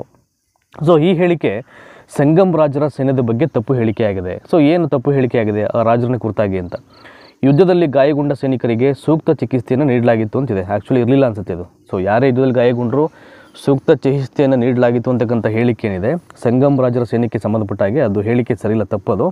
ಸೊ ಈ ಹೇಳಿಕೆಯನ್ನು ಎಕ್ಸಾಮಲ್ಲಿ ಕೇಳೋರು ನೀವು ತಪ್ಪಾದ ಹೇಳಿಕೆ ಅಂತ ಅದನ್ನು ನೀವು ಸುಲಭವಾಗಿ ಆಯ್ಕೆ ಮಾಡ್ಬೋದು. ಈ ಕೃತಿ ಸಂಗಮ್ ಯುಗದ ಮಧುರೆಯ ಬಗ್ಗೆ ಸುಂದರ ಮಾಹಿತಿ ನೀಡುತ್ತೆ ಅಂತ. ಈ ಒಂದು ಕೃತಿ ಸಂಗಮ್ ಯುಗದ ಮಧುರೆಯ ಬಗ್ಗೆ ಸುಂದರವಾದ ಮಾಹಿತಿ ನೀಡುತ್ತೆ. ಯಾವುದು? ಮಣಿ ಮೇಕಲೈ ಅಂತ. ಮಣಿ ಮೇಕಲೈ. ಸಂಗಮ್ ಯುಗದ ಗೂಢಾಚಾರರನ್ನು ಏನಂತ ಹೇಳ್ತಿದ್ರು ಅಂತ, ಸಂಗಮ್ ಯುಗದ ಕೆಲವೊಂದು ಗೂಢಾಚಾರರನ್ನು ಅವರು CBI ಆಫೀಸರ್ ಅಂತ ಅಂದ್ಕೊಳ್ಳಿ, ಅವರನ್ನು ಓರರು ಅಂತ ಹೇಳ್ತಾಯಿದ್ರು, ಓರರು. ನೆಕ್ಸ್ಟು ಸಂಗಮ್ ಯುಗದ ಗ್ರಾಮ ಸಭೆಯನ್ನು ಏನಂತ ಹೇಳ್ತಿದ್ರು, ಅವೈ ಅಂತ. ನೋಡಿ ಇಲ್ಲಿ ಸಂಗಮ್ ಒಂದು ಯುಗದ ಬಗ್ಗೆ ಭಾಳ ಅದ್ಭುತವಾದ ಮಾಹಿತಿಯನ್ನು ಕೊಡ್ತಾ ಇದ್ದಿದ್ದು ಯಾವುದು ಅಂದರೆ ಅದನ್ನು ಮಣಿಮೇಕಲೆ ಅಂತ ಹೇಳ್ತಾಯಿದ್ರು, ಅದರ ಗೂಢಾಚಾರವನ್ನು ಓರರು ಅಂತ ಹೇಳ್ತಾಯಿದ್ರು, ಗ್ರಾಮ ಸಭೆಯನ್ನು ಅವೈ ಅಂತ ಹೇಳ್ತಾಯಿದ್ರು. ಸೊ ಹಾಗೆಯೇ ಸಂಗಮ್ ಯುಗದ ತಮಿಳರ ಆರಾಧ್ಯ ದೇವ ಯಾವುದಪ್ಪ ಅಂದರೆ ದಟ್ ಈಸ್ ಮುರುಗನ್ ಅಂತ. ಮುರುಗನ್ ಅಂತಕ್ಕಂಥದ್ದು ಆರಾಧ್ಯ ದೇವ. ನೀವು ಈಗಲೂ ತಮಿಳಿಯನ್ಸಲ್ಲಿ ತುಂಬ ಜನರ ನೇಮ್ ಬಂದುಬಿಟ್ಟು ಮುರುಗನ್ ಅಂತ ಇರುತ್ತೆ, ಅಂದರೆ ಆ ದೇವರ ಹೆಸರನ್ನೇ ಅವ್ರಿಗೆ ಇಟ್ಟಿರ್ತಾರೆ ಅಂತ. ನೀವು ನೋಡಿ ಅಬ್ಸರ್ವ್ ಮಾಡಿಬೇಕಾರೆ ಮುರುಗನ್ ಅಂತ ಹೇಳ್ತಾ ಇರ್ತಾರೆ. ಸೊ ಬಹುತೇಕ ತಮಿಳು ಜನಾಂಗದ ಅವ್ರಿಗೆ ಇಟ್ಟಂಥ ಹೆಸರುಗಳಲ್ಲಿ ಭಾಳ ಜನಪ್ರಿಯತೆಯನ್ನು ಪಡ್ಕೊಂಡಂಥ ಹೆಸರು, ಯಾಕಂದರೆ ಒಂದು ದೇವರ ಹೆಸರಾಗಿರುತ್ತೆ ಇದು ಮುರುಗನ್ ಅಂತಕ್ಕಂಥದ್ದು. ನೆಕ್ಸ್ಟು ಸಂಗಮ್ ಕಾಲದಲ್ಲಿ ಈ ಶವ ಸಂಸ್ಕಾರ ಪದ್ಧತಿಯನ್ನು ಅನುಸರಿಸಲಾಗುತ್ತಿರಲಿಲ್ಲ. ಇದನ್ನು ಅನುಸರಿಸ್ತಾ ಇಲ್ಲ ಅಂದರೆ ಫಾಲೋ ಮಾಡ್ತಿರಲಿಲ್ಲ ಅಂತ. ನೀರಿನಲ್ಲಿ ತೇಲಿ ಬಿಡುವುದು, ಈ ಒಂದು ಪ್ರಕ್ರಿಯೆಯನ್ನು ಅವರು ಆವಾಗ ಮಾಡ್ತಿರಲಿಲ್ಲ, ಮೇ ಬಿ ಉಳ್ತಾ ಇದ್ರು ಅಂತ ಅನಿಸುತ್ತೆ. ಕ್ರಿಸ್ತಶಕ 45ರಲ್ಲಿ ಹಿಪಲಸ್ನ ಸಂಶೋಧನೆ ರೋಮನ್ನರೊಂದಿಗೆ ವ್ಯಾಪಾರ ಸಂಪರ್ಕವನ್ನು ಹೆಚ್ಚಿಸಿತ್ತು. ಸೊ ಏನಕ್ಕೆ ಅಂದರೆ ಹಿಂದೂ ಮಹಾಸಾಗರದ ಮೇಲೆ ಬೀಸುತ್ತಿದ್ದ ಮಾನ್ಸೂನ್ ಮಾರುತದಿಂದಾಗಿ. ಸೊ ಅವ್ರಿಗೆ ಈ ಒಂದು ರೀಸನ್ ಆಗುತ್ತೆ ಆ ಟೈಮಲ್ಲಿ. ಸಂಪ್ರದಾಯದ ಪ್ರಕಾರ 3 ಸಂಗಮಗಳು ಏರ್ಪಟ್ಟಿದ್ದವು. ಮೊದಲ ಸಂಗಮವು ತಿನ್ಮದುರೈಯಲ್ಲೂ, ಎರಡನೆಯದು ಕವಾಟಪುರದಲ್ಲೂ ಮತ್ತು ಮೂರನೆಯದು ಈ ಊರಿನಲ್ಲಿ ನಡೆಯಿತು. ಸೊ ಯಾವ ಊರು ಅಂದರೆ ಮಧುರೈ ಅಂತ. ನೋಡಿ 2 ಊರುಗಳ ಹೆಸರನ್ನು ಕೊಟ್ಟಿದ್ದಾರೆ, ಮೂರನೇದನ್ನು ಅವರು ಇಲ್ಲಿ ಉತ್ತರದ ರೂಪದಲ್ಲಿ ಹೇಳಿದ್ದಾರೆ ಅಂತ. ನೋಡಿ ಇನ್ನೊಂದು ಸಲ ಓದ್ಬಿಡ್ತಿದ್ದನ್ನು. ಸಂಪ್ರದಾಯದ ಪ್ರಕಾರ 3 ಸಂಗಮಗಳು ಏರ್ಪಟ್ಟವು. ಸೊ ಮೊದಲನೇ ಸಂಗಮ ಯಾವುದಪ್ಪ ಅಂದರೆ ತಿನ್ಮದುರೈಯಲ್ಲೂ ಅಂತ. ಸೊ ಎರಡನೇದು ಯಾವುದಪ್ಪ ಅಂದರೆ ಕವಾಟಪುರದಲ್ಲಿ, ಮೂರನೇದು ಎಲ್ಲಿ ನಡೆಯುತ್ತೆ ಅಂದರೆ ದಡಿಸೋದು ಮಧುರೈಯಲ್ಲಿ, ಆಯಿತಾ. ಸೊ ಮಧುರೈಯಲ್ಲಿ ಐ ಥಿಂಕ್ ಸಾಕಷ್ಟು ದೇವಸ್ಥಾನಗಳನ್ನು ನೋಡ್ಬೋದು ನೀವು. ತಮಿಳುನಾಡು ಅಂದರೆ it's A famous for temples, ಅತಿ ಹೆಚ್ಚು ದೇವಸ್ಥಾನಗಳ ಒಂದು ಸ್ಥಳ ಅದು. ಸಂಗಮ ಕೃತಿಗಳನ್ನು ಈ ಕಾಲದಲ್ಲಿ ರಚನೆ ಮಾಡಲಾಗಿತ್ತು. ಕ್ರಿಸ್ತಪೂರ್ವ 100ರಲ್ಲಿ ಸೊ ಆ ಒಂದು ಕೃತಿಗಳನ್ನು ಇಲ್ಲಿ ರಚನೆ ಮಾಡಲಾಗುತ್ತೆ. ಭಾರತದ ಮೆಣಸು ರೋಮ್ನಲ್ಲಿ ಬಹಳ ಪ್ರಸಿದ್ಧಿಗೆ ಬಂತು ಅಂತ. ಭಾರತದ ಮೆಣಸು ರೋಮ್ನಲ್ಲಿ ಬಹಳ ಪ್ರಸಿದ್ಧಿಗೆ ಬಂದಿತ್ತು. ಆದ್ದರಿಂದ ಮೆಣಸನ್ನು ಸಂಸ್ಕೃತದಲ್ಲಿ ಏನಂತ ಹೇಳ್ತೀವಿ ಅಂದರೆ ಸೊ ಯವನಪ್ರಿಯ ಅಂತ. ಮೆಣಸನ್ನು ಸ್ಯಾಂಕ್ರಿಟಲ್ಲಿ ಅದನ್ನು ಯವನಪ್ರಿಯ ಅಂತ ಹೇಳಲಾಗುತ್ತೆ. ಪೆರಿಪ್ಲಸ್ ಗ್ರಂಥದಲ್ಲಿ ತಿಳಿಸಿರುವ ಗಂಗಾ ಎಂಬ ಬಂದರು ಪಟ್ಟಣದ ಮತ್ತೊಂದು ಹೆಸರು ಅಂತ. ಸೊ ಪೆರಿಪ್ಲಸ್ ಗ್ರಂಥದಲ್ಲಿ ಒಂದು ವಿಚಾರವನ್ನು ಉಲ್ಲೇಖ ಮಾಡಿದರೆ ಅಲ್ಲಿ ಗಂಗಾ ಅಂತಕ್ಕಂಥ ಒಂದು ಬಂದರಿನ ಮತ್ತೊಂದು ಹೆಸರನ್ನು ಹೇಳಲಾಗಿದೆ ಪೆರಿಪ್ಲಸ್ ಗ್ರಂಥದಲ್ಲಿ. ಅದು ಮತ್ತೊಂದು ನೇಮ್ ಏನು ಅಂತ. So that is Tamralipti. ಅದು ಬಂದರು ಪಟ್ಟಣದ ಮತ್ತೊಂದು ಹೆಸರು ತಾಮ್ರಲಿಪಿ ಅಂತ ಹೇಳ್ತಾ ಇದ್ದಾರೆ ಇಲ್ಲಿ. ತಿಳಿಸಿರುವ ಗಂಗಾ ಎಂಬ ಬಂದರಿನ ಪಟ್ಟಣದ ಮತ್ತೊಂದು ಹೆಸರು ತಾಮ್ರಲಿಪಿ. ಶ್ರೇಷ್ಠಿನ್ ಎಂಬ ಪದವನ್ನು ಬಳಸಿದವರು ಯಾರು ಅಂತ. ಶ್ರೇಷ್ಠಿನ್ ಎಂಬ ಪದವನ್ನು ಬಳಸುತ್ತಿದ್ದು ಯಾರಿಗೆ? ಗಿಲ್ಡ್ಗಳು ಅಧ್ಯಕ್ಷರಿಗೆ ಅಂತ. ಗಿಲ್ಡ್ಗಳು ಮತ್ತು ಅಧ್ಯಕ್ಷರಿಗೆ ಆ ಶ್ರೇಷ್ಠಿನ್ ಅಂತಕ್ಕಂಥ ಪದವನ್ನು ಬಳಸ್ತಾ ಇದ್ರು ಅಂತ. ನೋಡಿ ಶ್ರೇಷ್ಠಿನ್ ಅಂದರೆ ಇಸ್ ನಥಿಂಗ್ ಬಟ್ ಅಲ್ಲಿ ಶ್ರೇಷ್ಠ ಅಂತಕ್ಕಂಥ ಒಂದು ಮೀನಿಂಗ್ ಬರುತ್ತೆ ಅಂದರೆ ಶ್ರೇಷ್ಠವಾದವರು ಅಥವಾ ಶ್ರೇಷ್ಠವಾಗಿರೋದು ಅಂತಕ್ಕಂಥ ಒಂದು ಅರ್ಥ ಬರ್ಬೋದಲ್ಲಿ. 242 ನೋಡೋಣ ಈಗ. ರೋಮನ್ ಸಾಮ್ರಾಜ್ಯದ ಅವನತಿಯ ನಂತರ ಭಾರತದ ವಿದೇಶಿ ವ್ಯಾಪಾರವನ್ನು ಪಶ್ಚಿಮದ ಯಾವ ದೇಶದೊಂದಿಗೆ ಪುನಶ್ಚೇತನಗೊಳಿಸಲಾಯಿತು ಅಂತ. ನೋಡಿ ರೋಮನ್ ಸಾಮ್ರಾಜ್ಯದ ಅವನತಿಯ ನಂತರ ಭಾರತದ ವಿದೇಶಿ ವ್ಯಾಪಾರವನ್ನು ಪಶ್ಚಿಮದ ಯಾವ ದೇಶದೊಂದಿಗೆ ಪುನಶ್ಚೇತನಗೊಳಿಸಲಾಯಿತು ಅಂದರೆ ದಟ್ ಈಸ್ ಬೈಜಾಂಟೈನ್ ಸಾಮ್ರಾಜ್ಯ ಅಂತ. ಬೈಜಾಂಟೈನ್ ಸಾಮ್ರಾಜ್ಯ. ನೆಕ್ಸ್ಟು 243 ಗುಪ್ತರ ಕಾಲದಲ್ಲಿ ಶ್ರೇಣಿಗಳು ಅಸ್ತಿತ್ವದಲ್ಲಿದೆ ಎಂಬುದಕ್ಕೆ ಸಾಹಿತ್ಯಿಕ ಆಧಾರದ ಜೊತೆಗೆ ಇರತಕ್ಕಂಥ ಮತ್ತೊಂದು ಪ್ರಮುಖ ಆಧಾರ ಯಾವುದು ಅಂತ. ಜೇಡಿ ಮಣ್ಣಿನ ಮುದ್ರಿಕೆಗಳು. ನೋಡಿ ಇವು ಕೂಡ ಕೆಲವೊಂದು ಕಾಲಘಟ್ಟಗಳ ಮತ್ತು ಕೆಲವೊಂದು ವಿಷಯಗಳ ಬಗ್ಗೆ ಬೆಳಕನ್ನು ಚೆಲ್ಲುತ್ತೆ. ಜೇಡಿ ಮಣ್ಣಿನ ಮುದ್ರಿಕೆಗಳು ಇದು ಒಂದು ಕೂಡ ಆಧಾರವಾಗಿ ಇರ್ತವೆ ಅಂತ. ನೋಡಿ ಅದನ್ನೇ ಹೇಳಿರೋದು. ಗುಪ್ತರ ಕಾಲದಲ್ಲಿ ಶ್ರೇಣಿ ಅಂದರೆ ಗಿಲ್ಡ್ಗಳು ಅಂತ ಅಸ್ತಿತ್ವದಲ್ಲಿದ್ದವೆಂಬುದಕ್ಕೆ ಸಾಹಿತ್ಯಿಕ ಆಧಾರದ ಜೊತೆಗಿರ್ತಕ್ಕಂಥ ಮತ್ತೊಂದು ಪ್ರಮುಖ ಆಧಾರ ಆಯಿತಾ. ಜೇಡಿ ಮಣ್ಣಿನ ಮುದ್ರೆಗಳು. ನೆಕ್ಸ್ಟು ಗುಪ್ತರ ದೊರೆಗಳು ಹೆಚ್ಚಿನ ಸಂಖ್ಯೆಯ ಚಿನ್ನದ ನಾಣ್ಯಗಳನ್ನು ಅಚ್ಚು ಹಾಕಿಸಲು ಕಾರಣ. ಸೊ ಏನಕ್ಕೆ ಅವರು ಜಾಸ್ತಿ ಪ್ರಮಾಣದಲ್ಲಿ ಈ ಚಿನ್ನದ ನಾಣ್ಯವನ್ನು ಅಚ್ಚಾಕಿಸ್ತಾರೆ ಅಂತ ನೋಡಿ, ಇಲ್ಲಿ ಹೇಳಿರೋ ರೀಸನನ್ನು ಅನುಕೂಲಕರ ವಿದೇಶಿ ವ್ಯಾಪಾರದಿಂದ ಸೊ ಹೆಚ್ಚಿನ ಪ್ರಮಾಣದ ಚಿನ್ನದ ಒಳಹರಿವು ಅಂತ. ಸೊ ಆ ರೀತಿ ಮಾಡಿದ್ರೆ ನಮಗೆ ಜಾಸ್ತಿ ಅವುಗಳನ್ನು ಐ ಥಿಂಕ್ ಜಾರಿಗೆ ತರ್ಬೋದು, ವಿನಿಮಯ ಮಾಡ್ಬೋದು, ಅಥವಾ ವ್ಯಾಪಾರವನ್ನು ನಡೆಸಲಿಕ್ಕೆ ಅನುಕೂಲ ಆಗುತ್ತೆ ಅಂತ ಅವರು ಸೊ ಹೆಚ್ಚಿನ ಪ್ರಮಾಣದಲ್ಲಿ ಅಚ್ಚಾಕಿಸ್ತಾರೆ ಅಂತ. ಅನುಕೂಲಕರ ವಿದೇಶಿ ವ್ಯಾಪಾರದಿಂದ ಹೆಚ್ಚಿನ ಪ್ರಮಾಣದ ಚಿನ್ನದ ಒಳಹರಿವು. ನೆಕ್ಸ್ಟು ಗುಪ್ತರ ಕಾಲದಲ್ಲಿ ಭಾರತದಿಂದ ರಫ್ತಾಗುತ್ತಿದ್ದ ಪ್ರಮುಖ ವಸ್ತುಗಳು ಅಂದರೆ ಎಕ್ಸ್ಪೋರ್ಟು, ಇಂಡಿಯಾದಿಂದ ಬೇರೆ ಕಡೆಗೆ ಎಕ್ಸ್ಪೋರ್ಟ್ ಆಗ್ತಿದ್ದಂಥ ಕೆಲವೊಂದು ಪದಾರ್ಥಗಳು ಯಾವುದು ಅಂದರೆ ಈ ಗುಪ್ತರ ಒಂದು ಅವಧಿಯಲ್ಲಿ ನೋಡಿ ಕೊಟ್ಟಿದ್ದಾರೆ. ಮುತ್ತು, ವಜ್ರ, ಮಸ್ಲಿನ್ ಅಂತಕ್ಕಂಥದ್ದು ಒಂದು ರೀತಿಯ ಬಟ್ಟೆ, ಅದು ದಂತ ಮತ್ತು ಇಂಡಿಗೋ ಅಂತ. ಮುತ್ತು, ವಜ್ರ, ಮಸ್ಲಿನ್, ದಂತ ಮತ್ತು ಇಂಡಿಗೋ. ನೆಕ್ಸ್ಟು ಗುಪ್ತರ ಕಾಲದಲ್ಲಿ ಹೆಚ್ಚು ಮುಂದುವರೆದಿದ್ದ ಕೈಗಾರಿಕೆ, ಬಟ್ಟೆ ಕೈಗಾರಿಕೆ ಭಾಳ ಮುಂಚೂಣಿಯಲ್ಲಿತ್ತು ಆ ಟೈಮಲ್ಲಿ. ಸಮುದ್ರಗುಪ್ತನ ಅಲಹಾಬಾದ್ ಸ್ತಂಭ ಶಾಸನದ ಕರ್ತೃ ಯಾರು? ಹರಿಶೇನ. ಇಟ್ ಈಸ್ ವೆರಿ ಇಂಪಾರ್ಟೆಂಟ್ ಇದು ಆಯಿತಾ. ಹರಿಶೇನ ಅಂತ ಕೊಟ್ಬಿಡ್ತಾರೆ TETಯಲ್ಲಿ. ನೀವೇನು ಮಾಡಬೇಕು, ಅವನು ಬರೆದಂಥ ಶಾಸನವನ್ನು ಹೇಳಬೇಕಾಗುತ್ತೆ. ಅದು ಯಾರಿಗೆ ಸಂಬಂಧಪಟ್ಟಿದೆ ಅಂದರೆ ಸಮುದ್ರಗುಪ್ತನಿಗೆ ಆಯಿತಾ. ಸೊ ಸಮುದ್ರಗುಪ್ತನ ನಿಮಗೆಲ್ಲ ಗೊತ್ತಿದೆ, ಆತನನ್ನು ಭಾರತದ ನೆಪೋಲಿಯನ್ ಅಂತ ಕರೀತಾರೆ. ಅದ್ರ ಬಗ್ಗೆ ನಿಮಗೆ ಮಾಹಿತಿ ಇದೆ, ನಾನು ಕಳೆದ ಕ್ಲಾಸಲ್ಲಿ ಹೇಳಿದ್ದೆ ಅದ್ರ ಬಗ್ಗೆ. ಸೊ ಈ ಕೆಳಕಂಡ ಯಾವ ಗುಪ್ತ ದೊರೆ ಕವಿರಾಜನೆಂದು ಪ್ರಸಿದ್ಧನಾಗಿದ್ದಾನೆ ನೋಡಿ, ಅವನ ಬಗ್ಗೆನೇ ಬಂತೀಗ. ಸಮುದ್ರಗುಪ್ತ, ಅವನನ್ನು ಕವಿರಾಜ ಅಂತ ಕರೀತಾರೆ. ಅವನು ಕೂಡ ಒಂದಷ್ಟು ಸಾಹಿತ್ಯದಲ್ಲಿ ಅಪಾರ ಪ್ರಮಾಣದಲ್ಲಿ ಅವನು ಆಸಕ್ತಿಯನ್ನು ಇಟ್ಕೊಂಡು ಒಂದಷ್ಟು ಗ್ರಂಥಗಳನ್ನು ಕೂಡ ರಚನೆ ಮಾಡ್ತಾನೆ ಅನಿಸುತ್ತೆ ಅವನು ಸಮುದ್ರಗುಪ್ತ. ಹಾಗಾಗಿ ಅವನನ್ನು ಕವಿರಾಜ ಅಂತಕ್ಕಂಥ ಹೆಸರಿಂದ ಕರೆಯಲಾಗುತ್ತೆ ಅಂತ. ಸೊ ಗುಪ್ತರ ಕಾಲದ ಪ್ರಧಾನ ನ್ಯಾಯಾಧೀಶ ಯಾರು ಅಂತ. ಸೊ ಮೇನ್ ಜಡ್ಜು ಅಲ್ಲಿ ರಾಜ, ಇಡೀ ಗುಪ್ತರ ಕಾಲದಲ್ಲಿ ರಾಜನೇ ಒಬ್ಬ ಪ್ರಧಾನ ನ್ಯಾಯಾಧೀಶನಾಗಿ ಇರ್ತಾನೆ. ನೋಡಿ ಕ್ವಿಕ್ಕಾಗಿ ಹೇಳ್ಬಿಡ್ತೀನಿ ನಾನು. ಗುಪ್ತರ ಕಾಲದಲ್ಲಿ ಹೆಚ್ಚು ಮುಂಚೂಣಿಯಲ್ಲಿದ್ದಂಥ ಇಂಡಸ್ಟ್ರಿ ಯಾವುದಪ್ಪ ಅಂದರೆ ಅದು ಬಟ್ಟೆ ಕೈಗಾರಿಕೆ. ಸೊ ಹರಿಶೇನ ಅಂತಕ್ಕಂಥವನು ಅಲಹಾಬಾದ್ ಸ್ತಂಭ ಶಾಸನ ರಚನೆ ಮಾಡ್ತಾನೆ, ಅದು ಸಮುದ್ರಗುಪ್ತನಿಗೆ ಸಂಬಂಧಪಟ್ಟಂಥ ಒಂದು ಶಾಸನ ಅದು. ಸೊ ಇಡೀ ಗುಪ್ತರಲ್ಲೇ ಕವಿರಾಜ ಅಂತಕ್ಕಂಥ ಬಿರುದನ್ನು ಪಡ್ಕೊಂಡು ಪ್ರಸಿದ್ಧನಾಗಿದ್ದವನು ಯಾರಪ್ಪ ಅಂದರೆ ಸಮುದ್ರಗುಪ್ತ. ಗುಪ್ತರ ಕಾಲದ ನ್ಯಾಯಾಧೀಶ ಯಾರಪ್ಪ ಅಂದರೆ ರಾಜ ಆಯಿತಾ. ಇವೆಲ್ಲ ಭಾಳ ಪ್ರಮುಖವಾದವು. ನೆಕ್ಸ್ಟು 250ನೇ ಪ್ರಶ್ನೆ ಬರೋಣ ಈಗ. And will go forward. 250ನೇದು ಗುಪ್ತ ಸಾಮ್ರಾಜ್ಯ ಯಾರಿಂದ ನಿರಂತರ ದಾಳಿಯನ್ನು ಎದುರಿಸಬೇಕಾಯಿತು ಅಂತ. ಸೊ ಹೂಣರು. ಈ ಹೂಣರಿಂದರೆ ಅವರು ನಿರಂತರವಾಗಿ ಅವರ ದಾಳಿಯನ್ನು ಇವರು ಫೇಸ್ ಮಾಡಬೇಕಾಗಿರುತ್ತೆ, ಎದುರಿಸಬೇಕಾಗಿರುತ್ತೆ. ಗುಪ್ತರ ಕಾಲದ ಉಪಾರಿಕ ಅಥವಾ ಭೋಗಪತಿ ಯಾವುದರ ಆಡಳಿತಕಾರಿಯಾಗಿದ್ದನು ಅಂತ. ಗುಪ್ತರ ಕಾಲದ ಉಪಾರಿಕ ಅಥವಾ ಭೋಗಪತಿ ಯಾವುದರ ಆಡಳಿತ ಅಧಿಕಾರಿಯಾಗಿದ್ದ ಅಂದರೆ ಪ್ರಾಂತ್ಯದ ಒಬ್ಬ ಅಧಿಕಾರಿಯಾಗಿರ್ತಾನೆ ಅವನು. ಪ್ರಥಮ ಚೀನಿ ಪ್ರವಾಸಿ ಪಾಹಿಯಾನ್ ಯಾವ ಗುಪ್ತ ದೊರೆಯ ಆಸ್ಥಾನಕ್ಕೆ ಭೇಟಿ ಕೊಟ್ಟನು ಅಂದರೆ 2ನೇ Chandragupta. It is very important ನೋಡಿ. ಇವನು ಮೊಟ್ಟ ಮೊದಲ ಚೀನಾ ಪ್ರವಾಸಿ ಯಾರಪ್ಪ ಅಂದರೆ ಭಾರತಕ್ಕೆ ಭೇಟಿ ಕೊಟ್ಟಿದ್ದು ಅವನು, ದಟ್ ಈಸ್ ಪಾಹಿಯಾನ್ ಅಂತ ಅರ್ಥ ಮಾಡ್ಕೊಳ್ಳಿ. ಅವನು ಪ್ರಥಮ ಚೀನಾ ಪ್ರವಾಸಿ. ಅದರಲ್ಲೂ ಭಾಳ ವಿಶೇಷವಾಗಿ ಗುಪ್ತ ಸಾಮ್ರಾಜ್ಯದಲ್ಲಿದ್ದಂಥ ಯಾವ ದೊರೆಯ ಆಸ್ಥಾನಕ್ಕೆ ಬರ್ತಾನೆ ಅಂದರೆ ಅದು 2ನೇ ಚಂದ್ರಗುಪ್ತನ ಆಸ್ಥಾನಕ್ಕೆ ಬರುವಂಥದ್ದು ಅವನು ಭೇಟಿ ಕೊಡೋದು.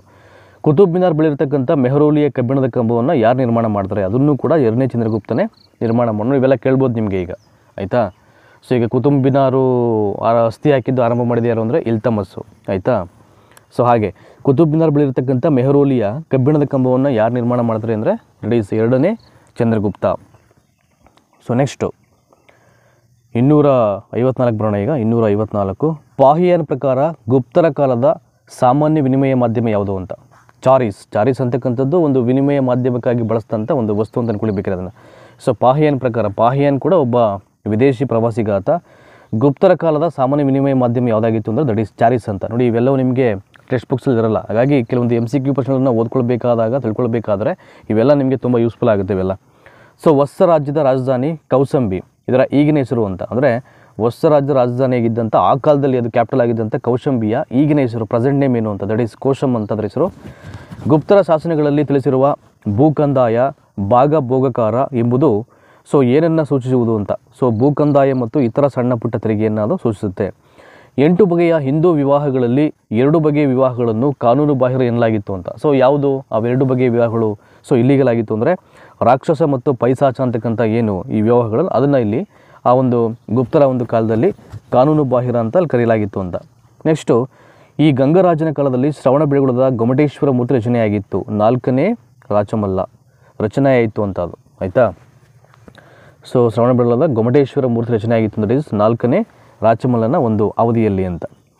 ಈ ಪಲ್ಲವ ರಾಜ ಮತ್ತವಿಲಾಸ ಪ್ರಹಸನ ಕೃತಿಯನ್ನು ರಚನೆ ಮಾಡ್ದ. ಯಾರು ಮತ್ತವಿಲಾಸ ಪ್ರಹಸನ ಅಂತಕ್ಕಂಥ ಕೃತಿ ರಚನೆ ಮಾಡಿದ್ದು? ಮೊದಲನೇ ಮಹೇಂದ್ರ ವರ್ಮ ಅಂತ. ನೋಡಿ ಒಂದೇ ಪ್ರಶ್ನೆಯಲ್ಲಿ 2 ಮಾಹಿತಿ ಗೊತ್ತಾಯ್ತು ನಿಮಗೆ. ಸೊ ಇಲ್ಲಿ ಪಲ್ಲವ ರಾಜ ಈ ಮೊದಲನೇ ಮಹೇಂದ್ರ ವರ್ಮ ಯಾರಪ್ಪ ಅಂದರೆ ಪಲ್ಲವರ ದೊರೆ ಅಂತ ಗೊತ್ತಾಯಿತು. ಇನ್ನು ಅವನು ರಚನೆ ಮಾಡಿದಂಥ ಕೃತಿ ಯಾವುದು ಅಂದರೆ ಮತ್ತವಿಲಾಸ ಪ್ರಹಸನ ಅಂತ ಗೊತ್ತಾಯ್ತು ನಿಮಗೆ. ನೋಡಿ, ಒಂದೇ ಪ್ರಶ್ನೆಯಲ್ಲಿ 2 ವಿಚಾರಗಳು. ನೆಕ್ಸ್ಟು, ಪಲ್ಲವ ಸಾಮ್ರಾಜ್ಯದಲ್ಲಿ ಪ್ರಮುಖ ಶೈಕ್ಷಣಿಕ ಕೇಂದ್ರ ಎಜುಕೇಷನ್ ಸೆಂಟರ್ ಯಾವುದಾಗಿತ್ತು ಅಂತ, ದಟ್ ಈಸ್ ಮಾಮಲ್ಲಪುರಂ ಅಂತಕ್ಕಂಥದ್ದು ಅದು ಶೈಕ್ಷಣಿಕ ಕೇಂದ್ರವಾಗಿತ್ತು. ಪಲ್ಲವರು ಯಾವ ಭಾಷೆಗೆ ಅವರು ಹೆಚ್ಚು ಪ್ರೋತ್ಸಾಹವನ್ನು ಕೊಡ್ತಾಯಿದ್ರು ಅಂತ, ದಟ್ ಈಸ್ ಸ್ಯಾಂಕ್ರಿಟ್ ಅಂತ. ಅಲ್ಲಿ ಜಾಸ್ತಿ ಆಳ್ವಿಕೆಯನ್ನು ಮಾಡ್ತಾಯಿದ್ದು ಆ ಕಾಲಘಟ್ಟದಲ್ಲಿ ಸ್ಯಾಂಕ್ರಿಟೆ, ಸಂಸ್ಕೃತವೇ ಜಾಸ್ತಿ ಇರ್ತಾಯಿತ್ತು. ಹಾಗಾಗಿ ಇವರು ಪಲ್ಲವರು ಕೂಡ ಅದೇ ಭಾಷೆಗೆ ಹೆಚ್ಚಿನ ಮಹತ್ವ ಮತ್ತು ಪ್ರೋತ್ಸಾಹವನ್ನು ಕೊಡ್ತಾ ಇರ್ತಾರೆ. 262, ಜಾವಾದಲ್ಲಿರುವ ಬಾರಾಬುದರ್ ದೇವಾಲಯವು ಈ ಧರ್ಮಕ್ಕೆ ಸಂಬಂಧಪಟ್ಟಿದೆ ಅಂತ. ಸೊ ಬುದ್ಧನಿಗೆ ಸಂಬಂಧಪಟ್ಟಂಥ ಒಂದು ದೇವಾಲಯ ಅದು. ಮುಂದಿನ ಪ್ರಶ್ನೆ ಬರೋಣ ಈಗ 263ನೇದು. ಕಾಂಬೋಜದಲ್ಲಿರ್ತಕ್ಕಂಥ ವಿಶ್ವದ ಬೃಹತ್ ದೇವಾಲಯದ ಅಂಕೋರ್ ದೇವಾಲಯವು ಈ ಧರ್ಮಕ್ಕೆ ಸಂಬಂಧಪಟ್ಟಿದೆ. ವಿಷ್ಣುವಿನ ಧರ್ಮಕ್ಕೆ ಸಂಬಂಧಪಟ್ಟಂಥ ದೇವಾಲಯ ಅದು ಅಂಕೋರ್ ದೇವಾಲಯ. ಅದು ಬಂದ್ಬಿಟ್ಟು ಕಾಂಬೋಜದಲ್ಲಿರ್ತಕ್ಕಂಥ ವಿಶ್ವದ ಬೃಹತ್ ದೇವಾಲಯ. ಗುಜರಾತಿನ ಚಾಳುಕ್ಯ ಮನೆತನದ ಸಂಸ್ಥಾಪಕ ಯಾರು ಅಂತ, ಮುಲ್ಡ್ರಜ್ ಅಂತ. ಸೊ ಗುಜರಾತಿನ ಚಾಳುಕ್ಯ ಮನೆತನದ ಸಂಸ್ಥಾಪಕ ಯಾರು ಅಂತ, ದಟ್ ಈಸ್ ಮುಲ್ಡ್ರಜ್ ಅಂತ. ಸೊ ನೆಕ್ಸ್ಟು, ಚೀದಿಯ ಕಳಚೂರಿ ಮನೆತನದ ಸಂಸ್ಥಾಪಕರು ಯಾರು ಅಂತ, 1ನೇ ಕುಕ್ಕುಲ್ಲ ಅಂತ. ನೋಡಿ, ವಿಶಿಷ್ಟವಾಗಿದೆ. ಚೀದಿಯ ಕಳಚೂರಿ ಮನೆತನದ ಸಂಸ್ಥಾಪಕರು ಯಾರಪ್ಪ ಅಂದರೆ 1ನೇ ಕುಕ್ಕುಲ್ಲ ಅಂತ. 14ನೇ ಶತಮಾನದ ಪ್ರಾರಂಭದವರೆಗೂ ಆಳ್ವಿಕೆ ನಡೆಸಿದಂಥ ಕಾಶ್ಮೀರದ ಲೋಹಾರ್ ಮನೆತನದ ಸಂಸ್ಥಾಪಕನ ಯಾರು ಅಂದರೆ ವಿಗ್ರಹರಾಜ. ಬಂಗಾಳದ ಪಾಲ ಮನೆತನದ ಸಂಸ್ಥಾಪಕ ಯಾರಪ್ಪ ಅಂದರೆ ಅದು ಗೋಪಾಲ. ಈ ಪಾಲದೊರೆ ತನ್ನ ಶತ್ರುಗಳಾದಂಥ ಪ್ರತಿಹಾರರು ಮತ್ತು ರಾಷ್ಟ್ರಕೂಟರನ್ನು ಸೋಲಿಸ್ತಾನೆ. ನೋಡಿ, ಇಲ್ಲಿ ದೇವಪಾಲನನ್ನು. ಸೊ ಯಾರು ಸೋಲಿಸೋದು ಅಂದರೆ ಈ ಪ್ರತಿಹಾರರು ಮತ್ತು ರಾಷ್ಟ್ರಕೂಟರನ್ನು ದೇವಪಾಲ ಅಂತಕ್ಕಂಥವನು ಸೋಲಿಸ್ತಾನೆ. ದೇವಪಾಲ ಅಂತಕ್ಕಂಥವನು ಪಾಲರ ಒಬ್ಬ ಪ್ರಸಿದ್ಧ ದೊರೆ ಆತ. ಬಂಗಾಳದ ಪಾಲರು ಯಾವ ಧರ್ಮವನ್ನು ಜಾಸ್ತಿ ಪ್ರೋತ್ಸಾಹವನ್ನು ಮಾಡ್ತಾರೆ ಅಂತ, ತಾಂತ್ರಿಕ ಬೌದ್ಧ ಧರ್ಮ. ಗೀತ ಗೋವಿಂದ ಕೃತಿಯ ಕರೆತು ಜಯದೇವ ಅಂತ. 100% ಇವೆಲ್ಲ ಐ ಥಿಂಕ್ ಅಭ್ಯಾಸ ಮಾಡಿಕೊಂಡ್ರೆ ಬಂದ್ಬಿಡ್ತೇವೆಲ್ಲ, ಆಯಿತಾ. ಸೊ ಇನ್ನು ಒಡ್ಡರಾಧನೆ ಬಂದು ಶಿವಕೋಟ್ಯಾಚಾರ್ಯ, ದಟ್ ಈಸ್ ಹಾಗೆಯೇ ಶಬ್ದೋಣಿ ದರ್ಪಣ ಬಂದು ಕೆ.ಸಿ. ರಾಜ. ಇವೆಲ್ಲವೂ ಕೂಡ ಪಾಣಿನಿಯ ಅಷ್ಟಾಧ್ಯಾಯಿ, ಕೌಟಿಲ್ಯನ ಅರ್ಥಶಾಸ್ತ್ರ. ಕೌಟಿಲ್ಯನಿಗೆ ಸುಮಾರು 2-3 ನೇಮ್ ಇರುತ್ತೆ. ಕೌಟಿಲ್ಯ ಒಂದು, ಐ ಥಿಂಕ್ ವಿಷ್ಣುಗುಪ್ತ, ಇನ್ನೊಂದು ಚಾಣಕ್ಯ ಅಂದ್ಬಿಟ್ಟು 3 ಹೆಸರುಗಳು. ಬಟ್ ಅವನು ಬರೆದಂಥ ಗ್ರಂಥ ಬಂದು ಕೌಟಿಲ್ಯ. ಹಾಗೆ ಇವೆಲ್ಲವನ್ನು ಸ್ವಲ್ಪ ಅಭ್ಯಾಸ ಮಾಡ್ಕೊಳ್ಳಿ. ಇನ್ನು ಜಯದೇವ್ ಒಂದು ಗೀತ ಗೋವಿಂದ. ಸೊ ರಜಪೂತ ಆಡಳಿತದ ಒಂದು ವೈಶಿಷ್ಟ್ಯತೆ ಎಂದರೆ, ಏನು ವಿಶಿಷ್ಟತೆ ನೋಡ್ಬೋದು ನಾವು ಅವರ ಅಡ್ಮಿನಿಸ್ಟ್ರೇಷನ್ ಅಂದರೆ, ಹೆಚ್ಚಿನ ಜಾಗೀರ್ದಾರ್ ಪದ್ಧತಿಯ ಆಚರಣೆ ಇತ್ತು ಅಲ್ಲಿ. ಸೊ ರಜಪೂತರ ಕಾಲದ ಪ್ರಸಿದ್ಧ ಜ್ಯೋತಿಷ್ಯ ಶಾಸ್ತ್ರಜ್ಞ ಯಾರು, ಭಾಸ್ಕರಾಚಾರ್ಯ ಅಂತ. ಈ ಕೃತಿ ಭವಭೂತಿಯಿಂದ ರಚಿಸಲ್ಪಡಲಿಲ್ಲ. ವೆನಿ ಸಂಹಾರ ಅಂತಕ್ಕಂಥ ಕೃತಿ ಇವರಿಂದ ರಚಿಸಲ್ಪಡಲಿಲ್ಲ ಅಂತ. ಅದು ಬೇರೆ ರಚನೆ ಮಾಡಿದಂಥ ಒಂದು ಕೃತಿ ಅದು. ಬಂಗಾಳದ ಸೇನಾ ಮನೆತನದ ಸಂಸ್ಥಾಪಕ ಯಾರು ಅಂತ, ಸೋಮನಾಥ ಸೇನಾ ಅಂತಕ್ಕಂಥವನು ಬಂಗಾಳದ ಸೇನಾ ಮನೆತನದ ಸಂಸ್ಥಾಪಕ. ರಜಪೂತ ಕಾಲದಲ್ಲಿ ಹೊಸದಾಗಿ ಸೇರಿಕೊಂಡ ಸಾಮಾಜಿಕ ಪದ್ಧತಿ ಚೌಹಾರ್ ಅಂತ, ದಟ್ ಈಸ್ ಜೌಹಾರ್ ಆಗುತ್ತೆ ಅದು. ರಜಪೂತ ಕಾಲದಲ್ಲಿ ಹೊಸದಾಗಿ ಸೇರಿಕೊಂಡಂಥ ಒಂದು ಸಾಮಾಜಿಕ ಪದ್ಧತಿಯನ್ನು ಇಲ್ಲಿ ದಟ್ ಈಸ್ ಜೌಹಾರ್ ಅಂತ ಹೇಳುವಂಥದ್ದು. ಸೊ ನೆಕ್ಸ್ಟು ಹಾಗೆ ಮುಂದೆ ಹೋಗೋಣ. ಈಗ 275 ಆಯ್ತು. ಈಗ 276ನೇ ಪ್ರಶ್ನೆ ಬರೋಣ. ಈಗ ಸುಮಾತ್ರ ಮತ್ತು ಮಲಯ ಪರ್ಯಾಯ ದ್ವೀಪವನ್ನು ಆಕ್ರಮಿಸಿದಂಥ ಚೋಳದೊರೆ ಯಾರು ಅಂತ. ಸುಮಾತ್ರ ಮತ್ತು ಮಲಯ ಪರ್ಯಾಯ ದ್ವೀಪವನ್ನು ಆಕ್ರಮಿಸಿದಂಥ ಚೋಳದೊರೆ 1ನೇ ರಾಜೇಂದ್ರ. ಆಮೇಲೆ ಭಾಳ ಪ್ರಮುಖವಾಗಿ ಈ ಚೋಳರ ಬಗ್ಗೆ ದಯಮಾಡಿ ಅವು ಎಷ್ಟು ಇತಿಹಾಸವನ್ನು ಅವ್ರ ಬಗ್ಗೆ ತಿಳ್ಕೊಳ್ಳೋಕ್ಕೆ ಸಾಧ್ಯ ಎಲ್ಲವನ್ನು ತಿಳ್ಕೊಳ್ಳಿ. ಯಾಕೆಂದರೆ ಅದ್ಭುತವಾದಂಥ ವಿಚಾರಗಳಿದೆ. ಅವ್ರು ಮಾಡಿದಂಥ ಕಾಂಟ್ರಿಬ್ಯೂಷನ್ ಆಗಲಿ, ಅವರು ಅಡ್ಮಿನಿಸ್ಟ್ರೇಷನ್ ಆಗಲಿ, ಅವರು ಮಾಡ್ಕೊಂಡಂಥ ಅಧಿಕಾರಿ ವರ್ಗಗಳಾಗಲಿ, ಕಲೆ ಮತ್ತು ವಾಸ್ತುಶಿಲ್ಪಕ್ಕೆ ಅವ್ರ ಕೊಡುಗೆಗಳಾಗಲಿ ಸಾಕಷ್ಟಿದೆ. ದಯಮಾಡಿ ಅದನ್ನು ಪೂರ್ಣ ಪ್ರಮಾಣದಲ್ಲಿ ಓದ್ಕೊಳ್ಳಿದ್ದೇನೆ. ಬಹುತೇಕ ಪ್ರಶ್ನೆಗಳನ್ನು ಅಲ್ಲೇ ಕೇಳ್ಬೋದು ಚೋಳರ ಬಗ್ಗೆ. ಹಾಗಾಗಿ ಯಾವುದನ್ನು ಮಿಸ್ ಮಾಡಬೇಡಿ. ಸುಮಾತ್ರ ಮತ್ತು ಮಲಯ ಪರ್ಯಾಯ ದ್ವೀಪವನ್ನು ಆಕ್ರಮಣ ಮಾಡಿದಂಥ ಚೋಳದೊರೆ ಯಾರಪ್ಪ ಅಂದರೆ 1ನೇ ರಾಜೇಂದ್ರ ಚೋಳ. ಕ್ರಿಸ್ತಶಕ 8ನೇ ಶತಮಾನದಲ್ಲಿ ಕನೂಜ್ 3 ಪ್ರಮುಖ ರಾಜ್ಯ ಮನೆತನಗಳ ಪ್ರತಿಸ್ಪರ್ಧೆಯ ಕೇಂದ್ರವಾಗಿತ್ತು. ಈ ಕೆಳಕಂಡವುಗಳಲ್ಲಿ ಯಾವ ಮನೆತನ ಹೋರಾಟದಲ್ಲಿ ಭಾಗಿಯಾಗಿರಲಿಲ್ಲ ಅಂತ. ಗಹಲ್ವಾಡರು. ಸೊ ಇವು ರಜಪೂತ ಮನೆತನ ಇದು. ಸೊ ನಿನ್ನೆ ಹೇಳಿದೆ ನಾನು ಕ್ಲಾಸಸ್ ಮಾಡಬೇಕಾದ್ರೆ ಅಲ್ಲಿ ಸುಮಾರು ಬರುತ್ತೆ. ಅಲ್ಲಿ ಒಂದು ಚಂದೇಲರಾಗಿರ್ಬೋದು, ಗಹಲ್ವಾಡರು, ಗುರ್ಜರ ಪ್ರತಿಹಾರರಾಗಿರ್ಬೋದು ಅಲ್ವಾ, ಚೌಹಾಣರು. ಅದರಲ್ಲಿ ಪೃಥ್ವಿರಾಜ್ ಚೌಹಾಣ್ ಬರ್ತಾನೆ. ಅವನ 2 ತರೈನ್ ಕದನಗಳ ಬಗ್ಗೆ ಹೇಳಿದೆ ನಾನು. 1191 ಒಂದು ತರೈನ್ ಕದನ, ಅದರಲ್ಲಿ ಚೌಹಾಣ್ ಗೆಲ್ತಾನೆ ಮಹಮ್ಮದ್ ಗೋರಿ ವಿರುದ್ಧವಾಗಿ. ಮತ್ತೊಂದು 1192ರಲ್ಲಿ 2ನೇ ತರೈನ್ ಕದನ, ಅದರಲ್ಲಿ ಪೃಥ್ವಿರಾಜ್ ಚೌಹಾಣ್ ಮಹಮ್ಮದ್ ಗೋರಿಯಿಂದ ಸೋಲ್ತಾನೆ ಇಲ್ಲಿ, ಆಯಿತಾ. ಸೊ ಹೀಗೆ ಹಾಗಾಗಿ ಗಹಲ್ವಾಡ್ರು ಇಲ್ಲಿ ಭಾಗಿಯಾಗಿರಲಿಲ್ಲ ಅಂತ. ನೆಕ್ಸ್ಟು ರಜಪೂತರು ಎಷ್ಟು ಬಣಗಳಾಗಿ ವಿಭಾಗಿಸಲ್ಪಟ್ಟಿದ್ದರು ಅಂತ. ಸುಮಾರು 36 ಬಣಗಳಾಗಿ ಅವರು ವಿಭಾಗಿಸಲ್ಪಟ್ಟಿರ್ತಾರೆ. ಚೋಳರ ಕಾಲದ ಸಾಮಾಜಿಕ ಜೀವನದಲ್ಲಿ ಗಮನ ಸೆಳೆತಕ್ಕಂಥ ಒಂದು ಅಂಶವೆಂದರೆ ಸ್ತ್ರೀಯರು ಆಸ್ತಿಯನ್ನು ಹೊಂದಬಹುದಿತ್ತು. It is very important concept ಇದು. ಸೊ ಇಡೀ ಚೋಳರ ಒಂದು ಕಾಲದಲ್ಲೇ ಈ ಸಾಮಾಜಿಕ ಸೋಷಿಯಲ್ ಲೈಫ್ನಲ್ಲಿ ಗಮನ ಸೆಳೆತಕ್ಕಂಥ ಒಂದು ಅಂಶ ಏನಪ್ಪ ಅಂದರೆ ಸ್ತ್ರೀಯರು ಕೂಡ ಆಸ್ತಿಯನ್ನು ಮಾಡ್ಬೋದಾಗಿತ್ತು ಅಂತ, ಅವಕಾಶ ಇತ್ತು ಅಂತ. ಚೋಳರ ಸ್ಥಳೀಯ ಸ್ವಯಮಾಡಳಿತದ ಬಗ್ಗೆ ಇರತಕ್ಕಂಥ ಆಧಾರ ಪರಾಂತಕತನ ಉತ್ತರ ಮೇರೂರು ಶಾಸನ. ಇದೇನು ಮಾಡುತ್ತೆ, ಅದು ಚೋಳರ ಸ್ಥಳೀಯ ಆಡಳಿತ ಬಗ್ಗೆ ಮಹತ್ವದ ಮಾಹಿತಿಯನ್ನು ಕೊಡುತ್ತೆ. ಅವನು ಯಾರು ಉತ್ತರ ಮೇರು ಶಾಸನ ರಚನೆ ಮಾಡಿದ್ದು ಅಂದರೆ ಇದು ಪರಾತಂಕ ಅಂತ. ಅವನು ಇಲ್ಲಿ ಆ ಶಾಸನವನ್ನು ಹೇಳ್ತಾನೆ ಅಂದರೆ ರಚನೆ ಮಾಡುವಂಥದ್ದು. ರಾಷ್ಟ್ರಕೂಟರು ಈ ಸಂತತಿಯ ನಂತರ ಉತ್ತರಾಧಿಕಾರಿಗಳಾಗಿ ಅಧಿಕಾರಕ್ಕೆ ಬರ್ತಾರೆ. ಸೊ ವಾಕಾಟಕರು ಅಂತ. ರಾಷ್ಟ್ರಕೂಟರು ಈ ಸಂತತಿಯ ನಂತರ ಉತ್ತರಾಧಿಕಾರಿಗಳಾಗಿ ಅಧಿಕಾರಕ್ಕೆ ಬರ್ತಾರೆ ಅಂದರೆ ದಟ್ ಈಸ್ ಅದು ವಾಕಾಟಕರು ಅಂತ. ರಾಷ್ಟ್ರಕೂಟರ ಯಾವ ದೊರೆ ವಿಕ್ರಮಾದಿತ್ಯನಂತೆ ಉದಾರಿ ಮತ್ತು ಸಾಹಿತ್ಯ ಪ್ರೇಮಿ ಎಂದು ಹೆಸರುಗೊಳಿಸಿದ್ದ ಅಮೋಘ ವರ್ಷ ನೃಪತುಂಗ. ಅವನು ರಾಷ್ಟ್ರಕೂಟರ ದೊರೆ, ಆತನನ್ನೇ ಪ್ರಸಿದ್ಧ ದೊರೆ ಅಂತ ಅಲ್ಲಿ ಹೇಳುವಂಥದ್ದು, ಕರೆಯುವಂಥದ್ದು ಆ ಇಡೀ ರಾಷ್ಟ್ರಕೂಟ ಮನೆತನದಲ್ಲಿ. So Amoghavarsha Nripatunga. So will go forward 283ನೇ ಪ್ರಶ್ನೆ ಬರೋಣ ಈಗ. ಇಲ್ಲಿ 283 ಕ್ವಿಕ್ಕಾಗಿ ಮೂವ್ ಮಾಡೋಣ ಈಗ. ರಾಜರಾಜ ಚೋಳನಿಗೆ ಚೇರ, ಪಾಂಡ್ಯರನ್ನು ಮತ್ತು ಶ್ರೀಲಂಕಾಗಳನ್ನು ಜಯಿಸಲು ಹೊಂದಿದ್ದ ಆರ್ಥಿಕ ಉದ್ದೇಶವೇನು ಅಂತ ನೋಡಿ ಇಲ್ಲಿದೆ ಇಲ್ಲಿ. ಸೊ ಆರ್ಥಿಕ ಉದ್ದೇಶ ಏನಪ್ಪ ಅಂದರೆ ಆಗ್ನೇಯ ಏಷ್ಯಾ ದೇಶಗಳೊಂದಿಗಿನ ವ್ಯಾಪಾರದ ಮೇಲೆ ಹತೋಟಿ ಇತ್ತು ಅವನಿಗೆ, ಹತೋಟಿಯನ್ನು ಹೊಂದಲು. 284 ಚೋಳ ದೊರೆ 1ನೇ ರಾಜೇಂದ್ರನು ಈ ಒಂದು ಬಿರುದನ್ನು ಹೊಂದಿರಲಿಲ್ಲ ಅಂತ. ಮುದಿಕೊಂಡ ಅಂತಕ್ಕಂಥ ಬಿರುದು ಅವನಿಗಿರಲಿಲ್ಲ. ಚೋಳ ಸಾಮ್ರಾಜ್ಯದ ಆಡಳಿತ ವಿಭಾಗಗಳನ್ನು ಸರಿಯಾದ ಇಳಿಕೆ ಕ್ರಮದ ಪಟ್ಟಿಯಲ್ಲಿ ಗುರುತಿಸಿ ಅಂತ. ಸೊ ಮೊದಲು ಮಂಡಲಂ ಬರುತ್ತೆ, ಆಮೇಲೆ ಒಳಂದು, ಆಮೇಲೆ ಕುರ್ರಂ ಅಂತ. ಈ 3 ಏನಿದೆ ಇದು ಚೋಳ ಸಾಮ್ರಾಜ್ಯದ ಆಡಳಿತ ವಿಭಾಗಗಳು ಇವೆಲ್ಲವೂ ಕೂಡ. ಅಂದರೆ ಇದನ್ನು ಇಳಿಕೆ ಕ್ರಮದಲ್ಲಿ ಸೊ ಯಾವುದಾದ್ಮೇಲೆ ಯಾವುದು ಅಂತ ಇಳಿಸ್ಕೊಂಡು ಹೇಳ್ಬೇಕು ನಾವು. ಮಂಡಲಮ್ಮು, ಒಳಂದು ಮತ್ತು ಕುರ್ರಂ ಅಂತ. ಚೋಳ ಸಾಮ್ರಾಜ್ಯದಲ್ಲಿನ ಬೃಹತ್ ಗ್ರಾಮದ ಆಡಳಿತ ಏಕ ಘಟಕವನ್ನು ಹೀಗೆಂದು ಕರೆಯುತ್ತಿದ್ದರು. ಒಂದು ಆಡಳಿತದ ಗ್ರಾಮಾಡಳಿತದ ಏಕ ಘಟಕವನ್ನು ಏನಂತ ಹೇಳ್ತಿದ್ರು ಅಂತ, ತನಿಯೂರು ಅಂತ ಹೇಳ್ತಿದ್ರು. ಅದಕ್ಕೆ ನಾನು ಅವಾಗಲೇ ಹೇಳಿದೆ ಚೋಳರ ಬಗ್ಗೆ ಸಂಬಂಧಪಟ್ಟ ಹಾಗೆ ಸೊ ಏನೆಲ್ಲ ಮಾಹಿತಿಯನ್ನು ಕಲೆಯಲಿಕ್ಕೆ ಸಾಧ್ಯ ಎಲ್ಲವನ್ನು ಓದ್ಕೊಳ್ಳಿದ್ದೇನೆ. ಚೋಳರ ಆಡಳಿತದ ಸ್ಥಳೀಯ ಸಂಸ್ಥೆಯಾದ ಸಭಾದ ಬಗ್ಗೆ ತಿಳಿಸುವ ಉತ್ತರ ಮೇರೂರು ಶಾಸನವು ಈ ಕೆಳಗಿನ ಯಾವ ರಾಜರ ಆಳ್ವಿಕೆಗೆ ಸಂಬಂಧಪಟ್ಟಿದ್ದು ಅಂದರೆ 1ನೇ ಪರಾಂತಕ. ಆ ಪರಾಂತಕನೇ ಉತ್ತರ ಮೇರೂರು ಶಾಸನವನ್ನು ಅಲ್ಲಿ ಕೆತ್ತಿಸೋದು, ರಚನೆ ಮಾಡೋದು ಅವನ ಒಂದು ಕಾಲಾವಧಿಯಲ್ಲಿ, ಆಯಿತಾ. ಸೊ ಚೋಳ ದೊರೆಗಳು ಚೀನಾಕ್ಕೆ ರಾಯಭಾರಿಗಳನ್ನು ಕಳಿಸಿದಂಥ ಉದ್ದೇಶ ಏನು ಅಂತ. ಚೀನಾದೊಂದಿಗೆ ವಾಣಿಜ್ಯ ವ್ಯವಹಾರವನ್ನು ಮಾಡಿಕೊಳ್ಳಿಕ್ಕೆ ಅವರು ರಾಯಭಾರಿನೇ ಕಳಿಸ್ತಾರೆ. ಚೋಳ ಸಾಮ್ರಾಜ್ಯದ ಬೃಹತ್ ವಾಣಿಜ್ಯ ಸಂಘಗಳ ಶ್ರೇಣಿಯಲ್ಲಿ ಯಾವ ಸಂಘವೂ ಸೇರಲಿಲ್ಲ. ಸೊ ಯಾವ ಸೇರಲಿಲ್ಲ ಅಂದರೆ ನಗರಮ್ಮು. ಸೊ ನೆಕ್ಸ್ಟ್ ಹಾಗೆ ಬರೋಣ ಈಗ 291 ಚೋಳರ ಕಲೆಯು ಬೃಹದಾಕಾರವಾಗಿ ನಿರ್ಮಿತವಾಗಿದೆ ಮತ್ತು ಆಭರಣಗಳ ರೀತಿ ಮುಕ್ತಾಯವಾಗಿದೆ. ಈ ಅಭಿಪ್ರಾಯವನ್ನು ಯಾರು ವ್ಯಕ್ತಪಡಿಸಿದ್ದಾರೆ ಅಂದರೆ ದಟ್ ಈಸ್ ಫರ್ಗ್ಯೂಸನ್ ಅಂತ. ಫರ್ಗ್ಯೂಸನ್ ಈ ಒಂದು ಅಭಿಪ್ರಾಯವನ್ನು ವ್ಯಕ್ತಪಡಿಸಿರೋದು.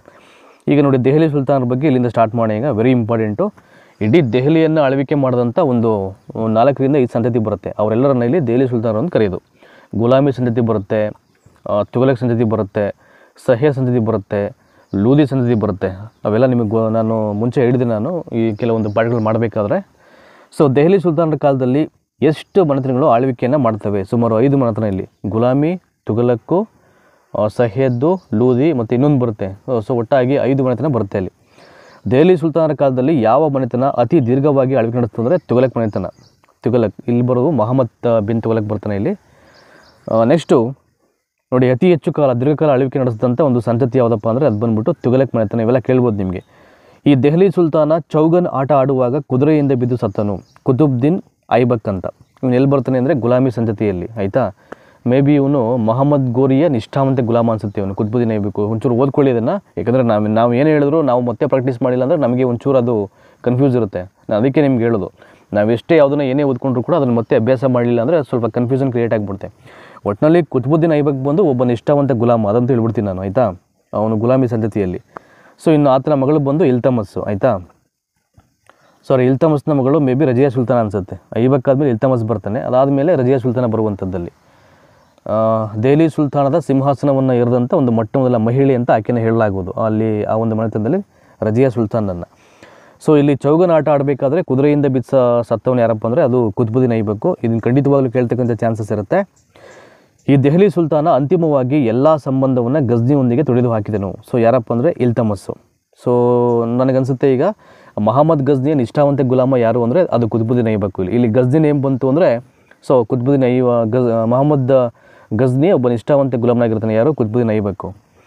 ಈ ದೆಹಲಿ ಸುಲ್ತಾನ ದೆಹಲಿಯನ್ನು ತನ್ನ ರಾಜಧಾನಿಯಾಗಿ ಮಾಡ್ಕೊಳ್ತಾನೆ. ಯಾರು ಅಂದರೆ ಇಲ್ತಮಸ್ಸು. ಈ ಸುಲ್ತಾನ ಖಲೀಫನಿಂದ ಮೊದಲ ಬಾರಿಗೆ ಮಾನ್ಯತೆಯನ್ನು ಪಡಿತಾನೆ. ಯಾರು ಅಂದರೆ ದಟ್ ಈಸ್ ಅದು ಕೂಡ ಇಲ್ತಮಸ್ಸೆ. ಈ ದೆಹಲಿ ಸುಲ್ತಾನ ಬೆಳ್ಳಿಯ ಟಂಕವನ್ನು ಓಡಿಸ್ತಾನೆ. ಅದು ಮುಂದೆ ಬೆಳ್ಳಿಯ ರೂಪಾಯಿಯ ಪೂರ್ವಿಕನಾಯಿತು ಅಂತ. ನೋಡಿ ಬೆಳ್ಳಿಯ ಟಂಕವನ್ನು ಓಡಿಸೋದು ಯಾರು ಅಂದರೆ ಇಲ್ತಮಸ್. ನೋಡಿ ಇಲ್ತಮಸ್ಗೆ ಸಂಬಂಧಪಟ್ಟ ಹಾಗೆ ಒಂದು 4 ಪ್ರಶ್ನೆಯನ್ನು ಹೇಳಾಯಿತು ನಿಮಗೆ ಈಗ.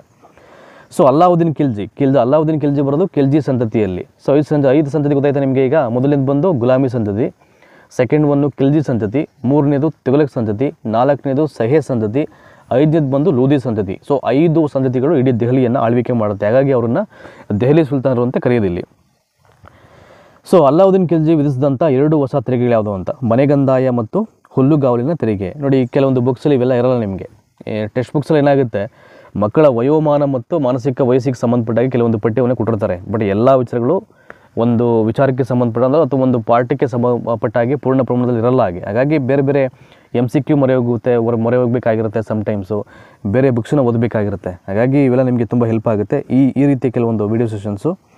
ಸೊ 2 ಟ್ಯಾಕ್ಸ್ ಯಾವುದು ಅಂದರೆ ಅಲ್ಲಾವುದ್ದೀನ್ ಖಿಲ್ಜಿ ಹೊಡಿಸಿದ್ದು, ಒಂದು ಮನೆಗಂದಾಯ, ಇನ್ನೊಂದು ಹುಲ್ಲುಗಾವಲಿನ ತೆರಿಗೆ ಅಂತ. ಮಂಗೋಲರು ಚೆಂಗೀಸ್ ಖಾನ್ ನೇತೃತ್ವದಲ್ಲಿ ಯಾರ ಆಳ್ವಿಕೆ ಕಾಲದಲ್ಲಿ ಭಾರತದ ಮೇಲೆ ದಾಳಿ ಮಾಡ್ತಾರೆ ಅಂದರೆ ದಟ್ ಇಸ್ ಇಲ್ತಮಸ್ ಕಾಲದಲ್ಲಿ. ಗಿಯಾಸುದ್ದೀನ್ ಬಲ್ಬನ್ ಯಾವ ನೀತಿಗೆ ಪ್ರಸಿದ್ಧನಾಗಿದ್ದನು? ರಕ್ತ ಮತ್ತು ಕಬ್ಬಿಣದ ನೀತಿ. So blood and iron policy ಅಂತ ಕರಿತಿರೋದನ್ನು. ಸೊ ಗಿಯಾಸುದ್ದೀನ್ ಬಲ್ಬನಿಗೆ ಸಂಬಂಧಪಟ್ಟಂಥ ನೀತಿ, ಅದರಲ್ಲಿ ಅವನು ಪ್ರಸಿದ್ಧನಾಗಿರ್ತಾನೆ ಅಂತ. ನೆಕ್ಸ್ಟು, ದಕ್ಷಿಣ ಭಾರತದ ಮೇಲೆ ದಾಳಿ ಮಾಡಿದಂಥ ಮೊದಲ ಮುಸ್ಲಿಂ ದಂಡನಾಯಕ ಯಾರು ಅಂತ, ಮಲಿಕ್ ಕಾಫರ್. ಅವನು ಫಸ್ಟು ದಕ್ಷಿಣ ಭಾರತದ ಮೇಲೆ ದಾಳಿ ಮಾಡೋದು ಮಲಿಕ್ ಕಾಫರೇ. ಸೊ ನೆಕ್ಸ್ಟು ಈಗ 303ನೇ ಪ್ರಶ್ನೆ ಬರೋಣ. Question number 303. ಕ್ರಿಸ್ತಶಕ 1205ರಲ್ಲಿ ಬಂಗಾಳ ಮತ್ತು ಬಿಹಾರವನ್ನು ಆಕ್ರಮಿಸಿದ ತುರ್ಕಿ ಸೈನಿಕ ಯಾರು ಅಂತ, ಇಖ್ತಿಯಾರುದ್ದೀನ್ ಮೊಹಮ್ಮದ್ ಬಿನ್ ಬಕ್ತಿಯಾರ್ ಖಿಲ್ಜಿ ಅಂತ. ಇಖ್ತಿಯಾರುದ್ದೀನ್ ಮೊಹಮ್ಮದ್ ಬಿನ್ ಬಕ್ತಿಯಾರ್ ಖಿಲ್ಜಿ ಅಂತ ಲೆಂತಿ ಹೆಸರು. ಈಗ ಸೊ ಒಬ್ಬ ತುರ್ಕಿ ಸುಲ್ತಾನ ಅವನು. 1205ರಲ್ಲಿ ಬಂಗಾಳ ಮತ್ತು ಬಿಹಾರವನ್ನು ಆಕ್ರಮಣ ಮಾಡಿದಂಥ ಒಬ್ಬ ತುರ್ಕಿ ಸುಲ್ತಾನ. ಲೆಂತಿ ನೇಮ್ ಇದೆ, ಇನ್ನೊಂದು ಸಲ ಹೇಳ್ಬಿಡ್ತೀನಿ. ಇಖ್ತಿಯಾರುದ್ದೀನ್ ಮೊಹಮ್ಮದ್ ಬಿನ್ ಬಕ್ತಿಯಾರ್ ಖಿಲ್ಜಿ ಅಂತ ಅವನ ಹೆಸರು. ಸೊ ಆಡಳಿತದ ಉನ್ನತ ಹುದ್ದೆಗೆ ಭಾರತೀಯ ಮುಸ್ಲಿಮರನ್ನು ಮೊದಲ ಬಾರಿಗೆ ಸೇರಿಸಿಕೊಂಡಂಥ ದೆಹಲಿ ಸುಲ್ತಾನ ಅಂತ. ಸೊ ಅಲ್ಲಿವರೆಗೂ ಐ ಥಿಂಕ್ ಭಾರತೀಯರಿಗೆ ಯಾವುದೇ ಉನ್ನತ ಹುದ್ದೆಗಳು ಸ್ಥಾನಮಾನಗಳು ಇರಲಿಲ್ಲ. ಬ್ರಿಟಿಷರಿಗೆ ಭಾಳ ಅಂತ ಅನಿಸಿದ್ರು, ನಿಮಗೆಲ್ಲ ಗೊತ್ತಿದೆ ಅದು. ಸೊ ಆದರೆ ಇಲ್ಲಿ ಉನ್ನತ ಹುದ್ದೆಗೆ ಭಾರತೀಯ ಮುಸ್ಲಿಮರನ್ನು ಮೊದಲ ಬಾರಿಗೆ ಸೇರಿಸಿಕೊಂಡಂಥ ದೆಹಲಿ ಸುಲ್ತಾನ ಯಾರಪ್ಪ ಅಂದರೆ ಅದು ಫಿರೋಜ್ ಶಾ ತುಘಲಕ್. ಅವನೇ ಮೊದಲ ಬಾರಿಗೆ ಸೊ ಉನ್ನತ ಹುದ್ದೆಗೆ ಭಾರತೀಯ ಮುಸ್ಲಿಮರನ್ನು ಆಯ್ಕೆ ಮಾಡ್ಕೊಳ್ಳೋದು. ಈ ದೆಹಲಿ ಸುಲ್ತಾನ ಖಲೀಫಾ ಎಂಬ ಬಿರುದು ಹೊಂದಿದ್ದನು, ಕುತುಬ್ದೀನ್ ಮುಬಾರಕ್ ಖಿಲ್ಜಿ ಅಂತ. ಇಟ್ ಈಸ್ ವೆರಿ ಇಂಪಾರ್ಟೆಂಟ್ ನೋಡಿ, ಈ ರೀತಿಯ ಪ್ರಶ್ನೆಗಳಂತೂ ಸೊ ತುಂಬ ಪ್ರಾಮುಖ್ಯತೆಯನ್ನು ಗಳಿಸ್ತವೆ ಇವೆಲ್ಲವೂ ಕೂಡ. ದಟ್ ಈಸ್ ಖಲೀಫಾ ಅಂತಕ್ಕಂಥ ಬಿರುದು ಹೊಂದಿದ್ದು ಕುತುಬುದ್ದೀನ್ ಮುಬಾರಕ್ ಶಾ. ಆಯಿತಾ, ಇವೆಲ್ಲವನ್ನು ದಯಮಾಡಿ ನೀವು ನೋಡ್ಕೊಳ್ಬೇಕಾಗುತ್ತೆ. ನೆಕ್ಸ್ಟು, ಚಿತ್ತೂರಿನ ರಾಣಿ ಪದ್ಮಿನಿಯ ಘಟನಾವಳಿಯ ವಿಶ್ವಾಸಾರ್ಹತೆಯನ್ನು ಪ್ರಶ್ನಿಸಿದ ಇತಿಹಾಸಕಾರರ ಗುಂಪು ಅಂತ. ಅದನ್ನು ಗುಂಪು ಹೇಳ್ಬೇಕು ನೀವು ಯಾವುದು ಅಂತ. So BP Saxena, KS Lal, doctor Kanungo ಮತ್ತು ಗೌರಿಶಂಕರ್ ಓಜಾ ಅಂತ ಇವರಿಷ್ಟು ಜನ ಸೊ ಕಿತ್ತೂರಿನ ರಾಣಿ ಪದ್ಮಿನಿಯ ಘಟನಾವಳಿಯ ವಿಶ್ವಾಸಾರ್ಹತೆಯನ್ನು ಪ್ರಶ್ನೆ ಮಾಡಿದಂಥ ಇತಿಹಾಸಕಾರರ ಗುಂಪು ಅಂತ. ಸೊ ದೆಹಲಿಯ ಬಳಿ ಇರತಕ್ಕಂಥ ತುಘಲಕ್ಬಾದ್ ನಗರದ ನಿರ್ಮಾತೃ ಯಾರು ಅಂತ ಭಾಳ ಈಸಿಯಾಗಿ ಹೇಳ್ಬೋದು. ದಟ್ ಈಸ್ ಗಿಯಾಸುದ್ದೀನ್ ತುಘಲಕ್ ಅಂತ. ಸೊ ಆತ ಈ ತುಘಲಕ್ಬಾದ್ನ ನಿರ್ಮಾಣ ಮಾಡ್ತಾರೆ ಅಂತ, ಗಿಯಾಸುದ್ದೀನ್ ತುಘಲಕ್. ಸೊ ಖಲೀಫಾ ಅಂತಕ್ಕಂಥ ಬಿರುದು ಹೊಂದಿದ್ದು ಮುಬಾರಕ್ ಖಿಲ್ಜಿ ಅಂತ, ನೆನಪಿರಲಿ ಅದು. ಆಯಿತಾ, ಸೊ ಮೊಟ್ಟ ಮೊದಲ ಬಾರಿಗೆ ಭಾರತೀಯ ಮುಸ್ಲಿಮರನ್ನು ಉನ್ನತ ಹುದ್ದೆಗೆ ಆಯ್ಕೆ ಮಾಡೋದು ಯಾರಪ್ಪ ಅಂದರೆ ಅದು ಫಿರೋಜ್ ಶಾ ತುಘಲಕ್ ಅದು. ಆಯಿತಾ, ಸೊ ನೆಕ್ಸ್ಟು ಮುಂದೆ ಹೋಗೋಣ. ಈಗ 308ನೇ ಪ್ರಶ್ನೆಗೆ ಕ್ವಿಕ್ಕಾಗಿ ಮೂವ್ ಮಾಡೋಣ. ಈಗ ಕ್ವಶನ್ ನಂಬರ್ 308. ಈ ಇತಿಹಾಸಕಾರರು ಗೋರಿ ಮೊಹಮ್ಮದ್ ತನ್ನ ಸಾಮ್ರಾಜ್ಯದ ಉತ್ತರಾಧಿಕಾರಿ ಎಂದು ಕುತುಬುದ್ದೀನ್ ಐಬಕ್ನನ್ನು ನೇಮಿಸಲಿಲ್ಲ ಅಂತ. ಸೊ ಈ ರೀತಿಯ ಅಭಿಪ್ರಾಯವನ್ನು ಯಾರು ಇಲ್ಲಿ ಪಟ್ಟಿದ್ದಾರೆ? ಸೊ ಗೋರಿ ಮೊಹಮ್ಮದ್ದು ತನ್ನ ಸಾಮ್ರಾಜ್ಯದ ಉತ್ತರಾಧಿಕಾರಿ ಎಂದು ಕುತುಬುದ್ದೀನ್ ಐಬಕ್ನನ್ನು ನೇಮಿಸಲಿಲ್ಲ ಅಂತ ಡಾಕ್ಟರ್ KV ನಿಜಾಮಿ ಅಂತಕ್ಕಂಥವ್ರು ಈ ರೀತಿಯ ಹೇಳಿಕೆಯನ್ನು ಕೊಡೋದು. ಸೊ ಈ ಹೇಳಿಕೆಗಳಲ್ಲಿ ಯಾವುದು ತುಘಲಕ್ ಮನೆತನದ ಅವನತಿಗೆ ಸಂಬಂಧಪಟ್ಟಂತೆ ತಪ್ಪು ಹೇಳಿಕೆಯಾಗಿದೆ? ನೋಡಿ ಇಲ್ಲಿ ಕೊಟ್ಟಿದ್ದಾರೆ. ಇಲ್ಲಿ ಫಿರೋಜ್ ಶಾ ತುಘಲಕ್ ಹಿಂದೂ ವಿರೋಧಿ ನೀತಿ ಅಂತ ಏನಿದೆಯಲ್ಲ ಅದು ಸೊ ತುಘಲಕ್ ಮನೆತನದ ಅವನತಿಗೆ ಸಂಬಂಧಪಟ್ಟಂತೆ ತಪ್ಪು ಹೇಳಿಕೆ ಅಂತ ಇಲ್ಲಿ ಹೇಳಿರುವಂಥದ್ದು. ಈ ಹೇಳಿಕೆಗಳಲ್ಲಿ ಅಲ್ಲಾವುದ್ದೀನ್ ಖಿಲ್ಜಿ ಜಾರಿಗೆ ತಂದ ಸುಧಾರಣೆಗಳಲ್ಲಿ ಇದು ತಪ್ಪು ಹೇಳಿಕೆಯಾಗಿದೆ. ರಾಜತ್ವ ಸವಲತ್ತುಗಳನ್ನು ಹೊಂದಿದ ವರ್ಗಗಳ ಏಕಸಾಮತ್ವವೆಂದು ಪ್ರತಿಪಾದನೆ ಮಾಡಿದಂಥ ಒಂದು ಹೇಳಿಕೆ ಏನಿದೆ ಅದು ತಪ್ಪು ಹೇಳಿಕೆ. ಡಾಕ್ಟರ್ ಈಶ್ವರಿ ಪ್ರಸಾದ್ ಇವರ ಪ್ರಕಾರ ಯಾವ ದೆಹಲಿ ಸುಲ್ತಾನನ ಆಳ್ವಿಕೆಯಲ್ಲಿ ಅರೆ ನಾಗರಿಕ ಅರೆ ಸೈನಿಕ ಎಂದು ವರ್ಣಿಸಿದ್ದಾರೆ ಅಂತ, ಅರೆ ನಾಗರಿಕ ಮತ್ತು ಅರೆ ಸೈನಿಕ ಎಂದು ವರ್ಣಿಸಿದ್ದಾರೆ. ನೋಡಿ, ಯಾವ ಒಂದು ದೆಹಲಿ ಸುಲ್ತಾನನ ಆಳ್ವಿಕೆಯನ್ನು ಇವರು ಹಾಗೆ ಹೇಳಿದರೆ ಅರೆ ನಾಗರಿಕ ಮತ್ತು ಅರೆ ಸೈನಿಕ ಅಂದರೆ ಗಿಯಾಸುದ್ದೀನ್ ಬಲ್ವನ್ನ ಒಂದು ಆಳ್ವಿಕೆಯನ್ನು ಅರೆ ನಾಗರಿಕ ಮತ್ತು ಅರೆ ಸೈನಿಕ ಅಂದರೆ ಒಂದು ಆಡಳಿತ ವ್ಯವಸ್ಥೆಯಲ್ಲಿ ಅಷ್ಟು ಪೂರ್ಣ ಪ್ರಮಾಣದ ಜ್ಞಾನವನ್ನು ಹೊಂದಿರಲಿಲ್ಲ ಅಂತಕ್ಕಂಥದ್ದು ಸೊ ಡಾಕ್ಟರ್ ಈಶ್ವರಿ ಪ್ರಸಾದ್ ರವರ ಒಂದು ಅಭಿಪ್ರಾಯ. ಹಾಗಾಗಿ ಬಲ್ಬನ್ನ ಆಳ್ವಿಕೆಯನ್ನು ಅವರು ಅರೆ ನಾಗರಿಕ ಮತ್ತು ಅರೆ ಸೈನಿಕ ಅಂತ ವರ್ಣನೆ ಮಾಡಿರೋದು. ಸೊ ದೆಹಲಿ ಸುಲ್ತಾನರ ಕಾಲದ ಮುಸ್ಲಿಂ ರಾಜ್ಯವು ಸೊ ಯಾವ ಪ್ರಭುತ್ವವನ್ನು ಹೊಂದಿತ್ತು ಅಂದರೆ ಅದು ಧಾರ್ಮಿಕ ಪ್ರಭುತ್ವವನ್ನು ಹೊಂದಿರುತ್ತೆ. ಸೊ ನೆಕ್ಸ್ಟು ದೆಹಲಿ ಸುಲ್ತಾನರ ಆಳ್ವಿಕೆಯಲ್ಲಿ ಸುಲ್ತಾನನ ನಂತರದ ಸ್ಥಾನವನ್ನು ಯಾರು ಪಡ್ಕೊಂಡಿದ್ರು ಅಂದರೆ ವಜೀರ್ ಅಂತ, ಅಂದರೆ ಮಂತ್ರಿ ಅಂತ ಆಗುತ್ತೆ. ಅದೊಂದು ಒಂದು ದೊಡ್ಡ ಪದವಿ ಆ ಕಾಲದಲ್ಲಿ. ದೆಹಲಿ ಸುಲ್ತಾನರು ಆಡಳಿತದ ಅನುಕೂಲತೆಯ ದೃಷ್ಟಿಯಿಂದ ಸಾಮ್ರಾಜ್ಯವನ್ನು 4 ಆಡಳಿತ ಘಟಕಗಳಾಗಿ ವಿಂಗಡಿಸಿದರು. ಯಾವುದು 4 ಆಡಳಿತ ಘಟಕ? ಅದು ಮೊದಲನೇದು ಇಕ್ತಾ, ಇನ್ನೊಂದು ಶಿಕ್ಕು, ಇನ್ನೊಂದು ಪರ್ಗಣ ಮತ್ತು ಗ್ರಾಮ ಅಂತ. ಇಕ್ತಾ, ಶಿಕ್, ಪರ್ಗಣ ಮತ್ತು ಗ್ರಾಮ. ಒಂದು 4 ಸಲ ಓದ್ಕೊಬಿಟ್ರೆ ಅದು ಮೈಂಡಲ್ಲಿ ಸ್ಟೋರ್ ಆಗಿಬಿಡುತ್ತೆ. ಇಕ್ತಾ, ಶಿಕ್ಕು, ಪರ್ಗಣ ಮತ್ತು ಗ್ರಾಮ ಇವೆಲ್ಲವೂ ಕೂಡ 4 ಆಡಳಿತ ಘಟಕಗಳು. ಸೊ ದೆಹಲಿ ಸುಲ್ತಾನರು ಅವರು ಆಳ್ವಿಕೆಯನ್ನು ಮಾಡಲಿಕ್ಕೆ ಮಾಡಿಕೊಂಡಂಥ 4 ವಿಭಾಗ ಅಥವಾ ಘಟಕಗಳಿಲ್ಲ. ಸೊ ಇಲ್ತಮಸ್ ದೆಹಲಿ ಸುಲ್ತಾನನಾಗಲು ಕಾರಣ ಏನು ಅಂತ. ದೆಹಲಿ ನೊಬಲ್ರ ಈತನನ್ನು ಆಯ್ಕೆ ಮಾಡ್ತಾರೆ ಅಂತ. ಸೊ ಯಾರು ಆಯ್ಕೆ ಮಾಡೋದು? ಇಲ್ತಮಸನ್ನು ದೆಹಲಿಯ ನೊಬಲರು ಈತನನ್ನು ಆಯ್ಕೆ ಮಾಡ್ತಾರೆ, ಹಾಗಾಗಿ ಅವನು ದೆಹಲಿ ಸುಲ್ತಾನ್ ಆಗಲಿಕ್ಕೆ ಕಾರಣ ಆಗುತ್ತೆ ಅಂತ. ಸೊ ಪ್ರಸಿದ್ಧ 40ರ ಒಕ್ಕೂಟವನ್ನು ಯಾರು ಅಂತ್ಯ ಮಾಡ್ತಾರೆ ಅಂತ? ಗಿಯಾಸುದ್ದೀನ್ ಬಲ್ಬನು. ಇದನ್ನು ಸ್ಥಾಪನೆ ಮಾಡೋದು ನನ್ನ ಪ್ರಕಾರವಾಗಿ ಇಲ್ತಮಸ್ಸು, ಅದನ್ನು ಅಂತ್ಯ ಮಾಡೋದು ಯಾರಪ್ಪ ಅಂದರೆ 40ರ ಒಂದು ಒಕ್ಕೂಟವನ್ನು ಗಿಯಾಸುದ್ದೀನು ಬಲ್ಬನ್, ಅವನು ಅದನ್ನು ನಾಶ ಮಾಡ್ತಾನೆ, ಅಂತ್ಯಗೊಳಿಸ್ತಾನೆ ಅಂತ. ನೆಕ್ಸ್ಟ್ ಕ್ವಿಕ್ ಆಗೋಣ. ಈಗ ಗಿಯಾಸುದ್ದೀನ್ ಬಲ್ಬನ್ ನಾಸಿರುದ್ದೀನ್ ಮೊಹಮ್ಮದ್ ಶಾನನ್ನು ಕೊಲೆ ಮಾಡಿ ಅಧಿಕಾರಕ್ಕೆ ಬಂದ ಎಂದು ಪ್ರತಿಪಾದನೆ ಮಾಡ್ತಕ್ಕಂಥ ಇತಿಹಾಸಕಾರ ಯಾರು ಅಂತ? ಡಾಕ್ಟರ್ KV ನಿಜಾಮಿ ಅಂತ. ಎಗೇನ್ ಅವರೇನೆ. ಜಲಾಲುದ್ದೀನ್ ಖಿಲ್ಜಿಯು ತನ್ನ ಆಡಳಿತದ ಕಾಲದಲ್ಲಿ ಆಕ್ರಮಿಸಿದಂಥ ಏಕೈಕ ಪ್ರದೇಶ ದಟ್ ಈಸ್ ಮಾಂಡ್ವಾರ್ ಅಂತ. ಈ ಚಿಕ್ಕಪ್ಪನನ್ನೇ ಕೊಲೆ ಮಾಡಿ ಅಲ್ಲಾವುದ್ದೀನ್ ಖಿಲ್ಜಿ ಅಧಿಕಾರಕ್ಕೆ ಬರೋದು. ಚಿಕ್ಕಪ್ಪ ಯಾರಪ್ಪ ಅಂದರೆ ಜಲಾಲುದ್ದೀನ್ ಖಿಲ್ಜಿ, ಅವನನ್ನು ಕೊಲೆ ಮಾಡಿಬಿಟ್ಟು ಸೊ ಅಲ್ಲಾವುದ್ದೀನ್ ಖಿಲ್ಜಿ ಅಧಿಕಾರಕ್ಕೆ ಬರ್ತಾನೆ. ಅವೆಲ್ಲ ಸ್ವಲ್ಪ ತಿಳ್ಕೊಬೇಕು ನೀವು, ಟೆಕ್ಸ್ಟ್ ಬುಕ್ಕಲ್ಲಿ ಬರುತ್ತೆ ಅದು.